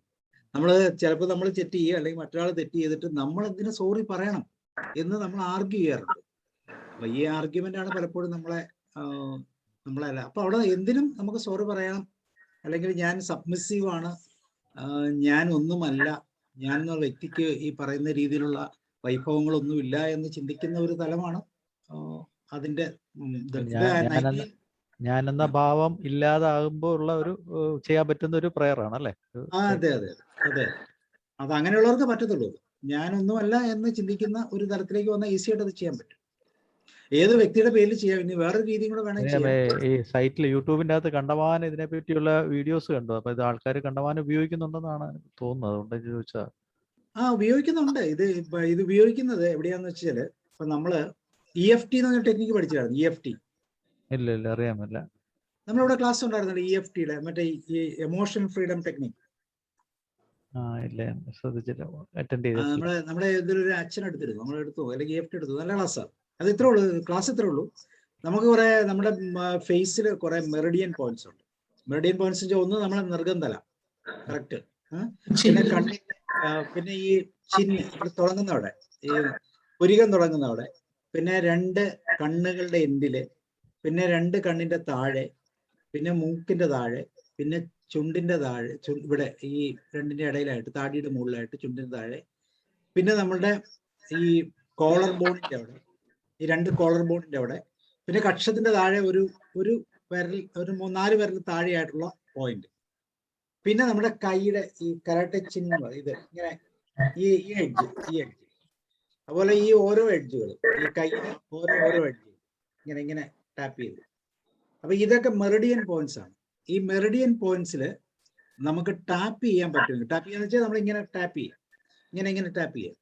ഒരു വിരൽ കൊണ്ടോ 2 വിരൽ കൊണ്ടോ ചെയ്യാം. ഇങ്ങനെ ടാപ്പ് ചെയ്യുക, ഇങ്ങനെ ടാപ്പ് ചെയ്യുക, ഇങ്ങനെ ടാപ്പ് ചെയ്യുക, ഇങ്ങനെ ടാപ്പ് ചെയ്യുക, ഇങ്ങനെ ടാപ്പ് ചെയ്യുക. അങ്ങനെ 3ഓ 4ഓ പ്രാവശ്യം ടാപ്പ് ചെയ്യുക. ഈ ടാപ്പ് ചെയ്യുന്നത് ഇപ്പൊ നമ്മൾ ഈ സിസ്റ്റം വാഗസ് നെർവിന്റെ കേസ് പറഞ്ഞതുപോലെ തന്നെ ഇതെല്ലാം മെറിഡിയൻ പോയിന്റ്സ് ആണ്, അല്ലെങ്കിൽ പ്രഷർ പോയിന്റ്സ് ആണ്. ഈ പ്രഷർ പോയിന്റ്സിൽ പതുക്കെ പൾസ് ഉണ്ടെങ്കിൽ, അല്ലെങ്കിൽ ഇതുപോലെ ടാപ്പ് ചെയ്താൽ നമ്മുടെ ഇന്റേണൽ ഓർഗൻസ് എല്ലാം നോർമൽ ആവും. ഈ പറയുന്ന പോയിന്റിലെല്ലാം ഒരു ഇന്റേണൽ ഓർഗണിന്റെ കണക്ടിവിറ്റി ഉണ്ട്. അക്യുപ്രഷർ കൺസെപ്റ്റ് തന്നെ. അപ്പൊ അത് ടച്ച് ചെയ്യുമ്പോൾ നമ്മളുടെ ഇപ്പൊ ഡിപ്രഷൻ ആണെങ്കിലും ബുദ്ധിമുട്ട്, പ്രയാസം എന്താണെങ്കിലും, ബോഡി പെയിൻ ആണ്, ഇപ്പൊ കാലിന്റെ ഒരു ബോഡി പെയിൻ ആണ്, ആ ബോഡി പെയിൻ ഉണ്ടെങ്കിൽ ആ പോയിന്റിനെ ബേസ് ചെയ്ത് നമ്മൾ എഴുതുക, even if I am having pain I am happy. അല്ലെങ്കിൽ നമ്മൾ പറയും 100% ഞാൻ അതിന്റെ ഉത്തരവാദിത്വം ഏറ്റെടുക്കുകയാണ്. എൻ്റെ കൈക്ക് വേദന ഉണ്ടെങ്കിലും ഞാൻ എന്നെ ഇഷ്ടപ്പെടുകയും സ്നേഹിക്കുകയും എന്നെ അംഗീകരിക്കുകയും ചെയ്യുന്നു. ഇതാണ് അത് പറയുന്ന വാക്ക്. 100% അംഗീകാരവും സ്നേഹവും ഞാൻ എൻ്റെ ആ ബോഡി പാർട്സിനൊക്കെ കൊടുക്കുക, വേദനയുള്ള പോയിന്റിൽ പോലും. തലവേദന ഉണ്ടെങ്കിൽ നമ്മൾ പറയും even if I have migraine I am accepting and loving myself. അല്ലെങ്കിൽ ഒരു വ്യക്തിയെ ആകാം. സാധാരണ ഇത് ബോഡി പോയിന്റ്സിന് വേണ്ടിയാണ് ഉപയോഗിക്കുന്നത്. അപ്പൊ ഈ ബോഡി പോയിന്റ്സിൽ നമ്മൾ ടാപ്പ് ചെയ്യുമ്പോൾ നമുക്ക് വേദന ഇല്ലെങ്കിൽ ടാപ്പ് ചെയ്യേണ്ട കാര്യമില്ലെന്ന് നമ്മൾ ചിന്തിക്കുമല്ലോ. വേദനയും ഇല്ല, ടെൻഷനും ഇല്ല, സ്ട്രെസ്സും ഇല്ല. അവിടെ നമുക്ക് ഈ ഓപ്പൺ അപ്ലൈ ചെയ്യാം. ഇവിടുത്തെ 4 വാക്ക് ഉപയോഗിക്കാം. ഇവിടെ നമുക്ക് പറയാം I am sorry, forgive me, I love you, thank you. വീണ്ടും നമ്മൾ ഇവിടെ കൊടുക്കുക I am sorry, forgive me, I love you, thank you. അപ്പൊ ഈ 4 വാക്കുകൾ ഇവിടെ ടാപ്പിംഗ് പോയിന്റ്സ് നമുക്ക് അപ്ലൈ ചെയ്യാം. ഏത് ടാപ്പിംഗ് പോയിന്റ് നമ്മളിപ്പം നിറന്തലേ പറഞ്ഞു, 2 ചുരുക്കം തുടങ്ങുന്നിടത്ത്, 2 കണ്ണ് എൻഡ് ചെയ്യുന്നിടത്ത്, 2 കണ്ണിന്റെ താഴെ തടങ്ങളില്, മൂക്കിന്റെ ഇവിടെ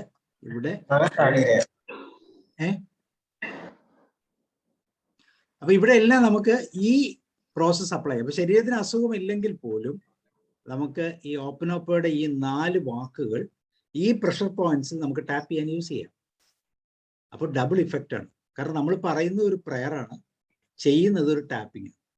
ടാപ്പിംഗ് എന്ന് വെച്ചാൽ നമ്മുടെ ഇന്റേണൽ ഓർഗൻസിനെ ഇപ്പൊ നമ്മൾ ഈ സ്റ്റിമുലേറ്റ് ചെയ്യുന്ന ഒരു പ്രോസസ്സാണ്. അപ്പോൾ അത് ഓട്ടോമാറ്റിക്കായി സ്റ്റിമുലേറ്റ് ചെയ്യും. നമ്മൾ ചെരുപ്പില്ല കാല് ബെയർ ഫുട്ടിൽ നടക്കുക എന്ന് പറഞ്ഞാൽ തന്നെ നമ്മുടെ കാലിന്റെ അടിയിലുള്ള ഓരോ പ്രഷർ പോയിന്റ്സിനെ നമ്മൾ പവർ കൊടുക്കുക. ചെരുപ്പിട്ടുകൊണ്ട് നടന്നാൽ എന്ത് കിട്ടും എന്നറിയില്ല, പക്ഷെ ചെരുപ്പില്ലാതെ നടന്നാൽ ഡെഫിനറ്റ് ആയിട്ട് കിട്ടും. അപ്പോൾ ചെരുപ്പില്ലാതെ നമുക്ക് സേഫായിട്ട് നടക്കാൻ പറ്റുന്ന സ്ഥലത്ത് നേച്ചറുമായിട്ട് കണക്ട് ചെയ്യുക. ഈ വാഗസ് നെർവിന്റെ കണക്ടിവിറ്റിയിൽ ഒരു കാര്യം പറയുന്നതാണ്, നമ്മൾ എർത്ത് ചെയ്യുക, ബോഡി എർത്ത് ചെയ്യുക. ബോഡി എർത്ത് ചെയ്യണമെങ്കിൽ ചെരുപ്പിട്ടാൻ പറ്റത്തില്ലല്ലോ, അപ്പോൾ ബെയർ ഫുട്ട് നടക്കണം. അങ്ങനെ ബോഡി എർത്ത് ചെയ്യുന്ന ഒരു സിറ്റുവേഷനിൽ നമ്മൾ എന്താ പറയുക, നമ്മൾ ഈ ടോക്സിക്സ് അല്ലെങ്കിൽ നമ്മൾ ഈ പറയുന്ന ഇലക്ട്രിക്കൽ ടോക്സിക്സ് ഒക്കെ പോവുകയാകുമ്പോൾ നമുക്ക് ചാൻറ്റ് ചെയ്യാൻ പറ്റുന്ന ഏറ്റവും നല്ല ഒരു മന്ത്രമാണ് ഈ പറയുന്ന ഓപ്പനോപ്പയുടെ 4 വാക്ക്. വെറും 4 വാക്കേ ഉള്ളൂ. വളരെ സിമ്പിളായിട്ട് നമുക്ക് ചാറ്റ് ചെയ്യാൻ പറ്റും. ഇത് ഏതൊരു വ്യക്തിയിലും കൊടുക്കാം. അപ്പോൾ നമുക്ക് ഒരു പ്രശ്നമുള്ള ഒരു വ്യക്തിയുണ്ട്, ഇനിയില്ല ഒരാൾക്ക് വേണ്ടി നമ്മൾ പോസിറ്റീവ് കൊടുക്കുകയാണ്, ആ പോസിറ്റീവായ വ്യക്തിക്ക് നമുക്ക് ഇതേ ഇത് തന്നെ കൊടുക്കാം. കാരണം I love you thank you വന്നെത്തുന്നത്. തുടക്കം നമ്മളെ സബ്മിസീവായിട്ട് നമുക്ക് എന്താണ് പ്രശ്നങ്ങൾ, എന്താണ് കുഴപ്പം, അല്ലെങ്കിൽ നമ്മൾ ആ വ്യക്തിയുമായിട്ടുള്ള എന്തെങ്കിലും ഡീലിങ്സിന്റെ പ്രശ്നങ്ങൾ, ഇതെല്ലാം നമ്മൾ സബ്മിസീവായിട്ട് കൊടുക്കുന്നു. എന്നിട്ട് വീണ്ടും നമ്മളതിനെ thank you I love U എന്ന് പറഞ്ഞ് നിർത്തുന്നു.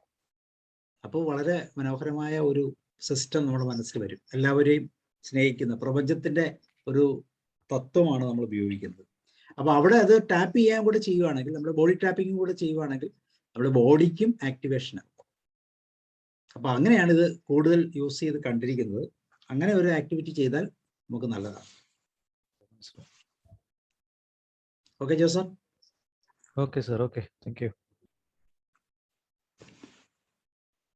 എല്ലാം തമ്മിൽ അങ്ങോട്ടും ഇങ്ങോട്ടും കണക്ട് ചെയ്യാം. ബേബി സാർ പറഞ്ഞോളൂ.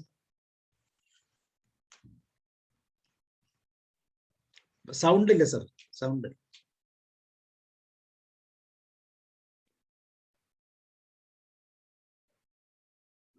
ഇല്ല, അൺമ്യൂട്ട് ആയില്ല. സാറേ, ഓക്കെ. എനിക്ക് ഈ പ്രോഗ്രാമിന് ഞാൻ സാറിന്റെ ക്ലാസ് ആണെന്ന് ഓർത്തില്ല. ഞാൻ വേറെ ഇവിടെ ചില പരിപാടികൾ ചെയ്തുകൊണ്ടിരുന്നു. കുറച്ച് കഴിഞ്ഞപ്പോഴാണ് ഇന്ന് കയറി. ഞാൻ 8 മണി കഴിഞ്ഞാൽ പിന്നെ കയറുന്നത്. പക്ഷെ എനിക്ക് ഞാൻ കേൾക്കാനായിട്ട് വളരെ ആഗ്രഹിക്കുന്ന ടോപ്പിക് ഈ മാസം ഒടുവിലേ നമ്മുടെ ആന്റോമൈക്കിൾ സാർ ഈ ടോപ്പിക് എടുക്കുന്നുണ്ട്. ഞാൻ അതുകൊണ്ട് അപ്പൊ ഞാൻ ഈ വാക്കുകളൊക്കെ കേട്ടിട്ട് ഇതെന്താണെന്ന് ഇങ്ങനെ അന്തം വിട്ടിരുന്നപ്പോഴാണ് ഇപ്പം ഇനിയിപ്പോ അടുത്ത പ്രാവശ്യം പഠിക്കാൻ എളുപ്പമാണ്. അപ്പൊ അതുകൊണ്ട് സാറിന് പ്രത്യേകം നന്ദി. കാരണം നമുക്കൊരു ബേസ് ഉണ്ടാക്കി കിട്ടിയില്ല. വീഡിയോ ഒന്ന് കണ്ടാൽ മതി. ഞാൻ വളരെ സ്ലോയിലാണ് പറഞ്ഞത്. എല്ലാ കാര്യങ്ങളും എനിക്ക് മനസ്സിലാകുന്ന രീതിയിലാണ് പറഞ്ഞത്. കാരണം പെട്ടെന്ന് മനസ്സിലാവും, ഒത്തിരി കണ്ടിട്ടുണ്ട്. തീർച്ചയായിട്ടും ഉണ്ട് സാറേ. ഇപ്പൊ ഇതേ നമ്മളെ ഒരു പ്രത്യേക രീതിയിൽ എന്നെയാണ് ഞാനിപ്പോ പറയാ. ഞാൻ ഒരു സെന്റൻസ് കൊണ്ട് 2.5 മണിക്കൂർ ക്ലാസ് എടുത്തു, ഒരു സെന്റൻസ്. അപ്പൊ ഇതെന്നാന്നറിയാം, നമുക്കിതിനോടൊരു പാഷൻ ഉണ്ടേലേ നമ്മൾ ഉദ്ദേശിക്കാത്ത കാര്യങ്ങളെല്ലാം കൃത്യം കിട്ടും. ഇപ്പൊ സാറിൻ്റെ അതിങ്ങനെ എനിക്ക് സാറിനോട് ഭയങ്കര ബഹുമാനം. കാരണം ഓരോ ദിവസവും ഇത്ര മാറി മാറി വിഷയങ്ങൾ സാറിങ്ങനെ എടുത്തുകൊണ്ട് വന്ന് ബാക്കിയുള്ളവർക്ക് വേണ്ടി സാറിന്റെ ആ കമ്മിറ്റ്മെന്റിനെ ഓർത്ത് ഞാൻ എപ്പോഴും സാറിനോട് ഭയങ്കര ആരാധന ബഹുമാനം എനിക്ക് സാബു സാറിനോട് കേട്ടോ. Not involvement but commitment, your commitment. Thank you very much. Okay sir, thank you. Okay, വേറെ ആരാ പറയുന്നേ? ഞാനൊരു യാത്രയിൽ ആയിരുന്നുകൊണ്ട് പൂർണ്ണമായിട്ട് കേൾക്കാൻ പറ്റിയില്ല. സാറ് കൈകാര്യം ചെയ്യുന്ന വിഷയങ്ങളുടെ വിഡ്ത്തും ലെങ്തും ഒക്കെ അങ്ങ് കൂടി പോവുകയാണ്. പിന്നെ സാറിന്റെ അപ്പിയറൻസ് തന്നെ ഇങ്ങോട്ട് മാറിയിരിക്കുകയാണ്. ഡോക്ടറേറ്റ് കിട്ടിയതോടുകൂടി. ഇല്ല സാർ, അത് നേരത്തെ വളരെ നാൾ മുമ്പ് കിട്ടിയതാ. ഞാൻ പത്രത്തിൽ ഇട്ടത് ലേറ്റ് ആയി പോയി. അതെ, പത്രത്തിലിട്ട് 10 പേര് അറിയുമ്പോഴാണല്ലോ സാറേ ഈ ഇതിനൊക്കെ ഒരു ഇതാവും. പിന്നെ ടു ബി ഫ്രാങ്ക്, ഞാനൊരു കഴിഞ്ഞ ഒരു 1.5 മന്ത്സ് ആയിട്ട് ഞാൻ ഈ പറഞ്ഞ ചെറിയൊരു ന്യൂറോ റിലേറ്റഡ് ആയിട്ടുള്ള കംപ്ലൈന്റിൽ കൂടെ കടന്നു പോവുകയാണ്. എന്റെ ഒരു കൈക്ക് ഒരു പെയിൻ, ഇങ്ങോട്ട് ഷോൾഡറിന് പെയിൻ വന്നു, നെക്കിന് പെയിൻ വന്നു. സെർവിക്കൽ സ്പോണ്ടിലോസിസ് ആണ് ആക്ച്വലി. അതിന്റെ ട്രീറ്റ്മെന്റിലായിരുന്നു. ആദ്യം ഞാനൊരു ഫിസിയോതെറാപ്പിസ്റ്റിനെ കണ്ട് 10-15 ദിവസം തെറാപ്പി ചെയ്തു. അതിനുശേഷം എന്റെ ഡോക്ടറെ കണ്ട് കുറെ ഇതുമായി റിലേറ്റഡ് ആയിട്ടുള്ള മരുന്ന് കഴിച്ചു. അപ്പൊ അവരൊരു കാർപ്പൽ ടണൽ എന്ന് പറഞ്ഞ സിംറ്റത്തിന്റെ സാധ്യത പറഞ്ഞ് അതിന്റെ ഒരു ടെസ്റ്റിങ്ങും കാര്യങ്ങളും നടത്തി അത് റൂൾ ഔട്ട് ചെയ്തു. ഇന്ന് ഞാൻ 2-3 ദിവസമായിട്ട് കോട്ടയത്തുണ്ട്. അപ്പൊ കോട്ടയത്ത് വന്നപ്പം വെള്ളൂര് നമ്പൂതിരി ആയുർവേദ ഡോക്ടറുണ്ട്. അങ്ങനെ പോയി കണ്ടപ്പോൾ അങ്ങനെ MRI എടുക്കാൻ പറഞ്ഞു. MRI എടുത്തപ്പം ഇത് തന്നെയാണ് കാരണം. ഈ സെർവിക്കൽ പ്രോബ്ലം തന്നെയാണ്. അത് ഈ സാറി പറഞ്ഞ പോലെ നമ്മുടെ ഈ ഷോൾഡറിലോട്ടുള്ള ആ നെർവില് ഒരു ചെറിയൊരു ആ സെർവിക്കൽ ചെന്ന് കൊണ്ടിട്ട് അതൊരു പ്രോബ്ലമായിട്ട് വേദനയായിട്ടും അല്ലാത്തപ്പോൾ ചിലപ്പോൾ ഒരു തരിപ്പ് പോലെയും വന്നുകൊണ്ടിരിക്കുകയാണ്. അപ്പൊ ഞാൻ അതിന്റെ ഒരു ആയുർവേദ മരുന്നുകൾ കഴിച്ചുകൊണ്ടിരുന്നപ്പോൾ ഈ ഡോക്ടറും പറഞ്ഞതുമായിട്ട് ഓൾമോസ്റ്റ് അല്ല സെയിം തന്നെയാണ് സാറും പറഞ്ഞത്. അപ്പൊ അതുകൊണ്ട് ഞാൻ പറഞ്ഞ സാറിന്റെ മേഖലകൾ ഇങ്ങനെ വിസ്താരപ്പെടുത്തിക്കൊണ്ടിരിക്കുകയാണ്. ക്ലാസ് എടുപ്പിക്കുകയല്ലോ സാബു സാറ് തന്നെ. എങ്ങനെയാ? അല്ല, മൈൻഡുമായിട്ട് റിലേറ്റ് ചെയ്ത ഒരു തലമാണ്. കാരണം നമ്മുടെ ബോഡിയെ കുറിച്ച് അറിയുമ്പോഴാണ് നമുക്ക് അവയർനെസ് കൂടുന്നത്. അപ്പൊ അതുകൊണ്ടാണ് ഇതിന്റെ പ്രത്യേകത. സാറേ ഈ പ്രോഗ്രാം ഇപ്പൊ ഇമ്മീഡിയറ്റ് ആയിട്ട് തന്നെ നമുക്ക് ഇതിൽ യൂട്യൂബിൽ കിട്ടുമല്ലോ അല്ലേ? ഞാനിത് ഒന്ന് അപ്ലോഡ് ചെയ്താൽ മതി, ഒരു മണിക്കൂർ. ആക്ച്വലി ഞാൻ ഒരു റെയിൻകോട്ട് ഇട്ടുകൊണ്ട് ഹെൽമെറ്റും വെച്ച് വണ്ടി ഓടിച്ചോണ്ടിരിക്കുമ്പോഴാണ് ഇത് കേട്ടോണ്ടിരുന്ന ഇടയ്ക്ക് മുറിയൊക്കെ കേൾക്കുന്നുള്ളായിരുന്നു. അപ്പൊ ഒന്ന് പൂർണ്ണമായിട്ട് കേൾക്കണമല്ലോ എന്നോർത്താ ഞാൻ ചോദിക്കുന്നത്. ഇത് എനിക്കൊരു നെറ്റിന്റെ പ്രശ്നം വന്നു, അതാണ് ഡിസ്പ്ലേ ഒന്നും ശരിയല്ല. എനിക്ക് മൊബൈൽ ഉപയോഗിക്കേണ്ടി വരും. അപ്പൊ അതിന് കുറച്ച് ഡിസ്റ്റർബൻസ് ഒക്കെ വന്നു. ഉദ്ദേശിച്ച പോലെ ഏതായാലും സാറിന്റെ ബുൾഗാൻ ശരിക്കും ചേർന്നിരിക്കുന്നു. സാറിന് വളരെയധികം യോജിക്കുന്നത് തന്നെ. തുടരുക, അത് തുടരുക. ആ നരച്ച ബുൾഗാൻ, എന്താ പറയുന്ന സോൾട്ട് ആൻഡ് പെപ്പർ. സാറേ സാർ, ആർക്കെങ്കിലും സോഷ്യൽ സയൻസ് PhD ചെയ്യാൻ ആർക്കെങ്കിലും താല്പര്യം ഉണ്ടെങ്കിൽ ഞാനൊരു ക്ലാസ് എടുക്കാം. അല്ല, അത് സാറ് സോഷ്യൽ സയൻസിലെ സാർ ആദ്യം ക്ലാസ് എടുക്കുക, എന്നിട്ട് വേണം ഞങ്ങളെ PhD എടുക്കുമ്പോൾ വേണം തീരുമാനിക്കാൻ. അത് വേണ്ട, സാറ് ക്ലാസ് എടുക്കുക. സാറിന്റെ ഈ കുട്ടിക്കാലത്ത് ഉള്ള അവിടെ ഈ ആദിവാസി ട്രീറ്റ്മെന്റ് ഉണ്ടോ? എന്തോ സാറേ? ഇല്ല സാറിന്റെ കുട്ടിക്കാലത്തുള്ള ഇല്ല. അവിടെ റിസോർട്ട് പോലുള്ള അറേഞ്ച്മെന്റ്സ് ഉള്ളൂ അല്ലേ? ഇല്ല, ഇവിടെ ഞാൻ റിസോർട്ട് മാത്രമേ ഉള്ളൂ സാറേ, ബാക്കി അതില്ല, ട്രീറ്റ്മെന്റ് ഇല്ല. സാർ എന്ത് ചെയ്യാ? ജോർജ് സാർ എവിടെയാ?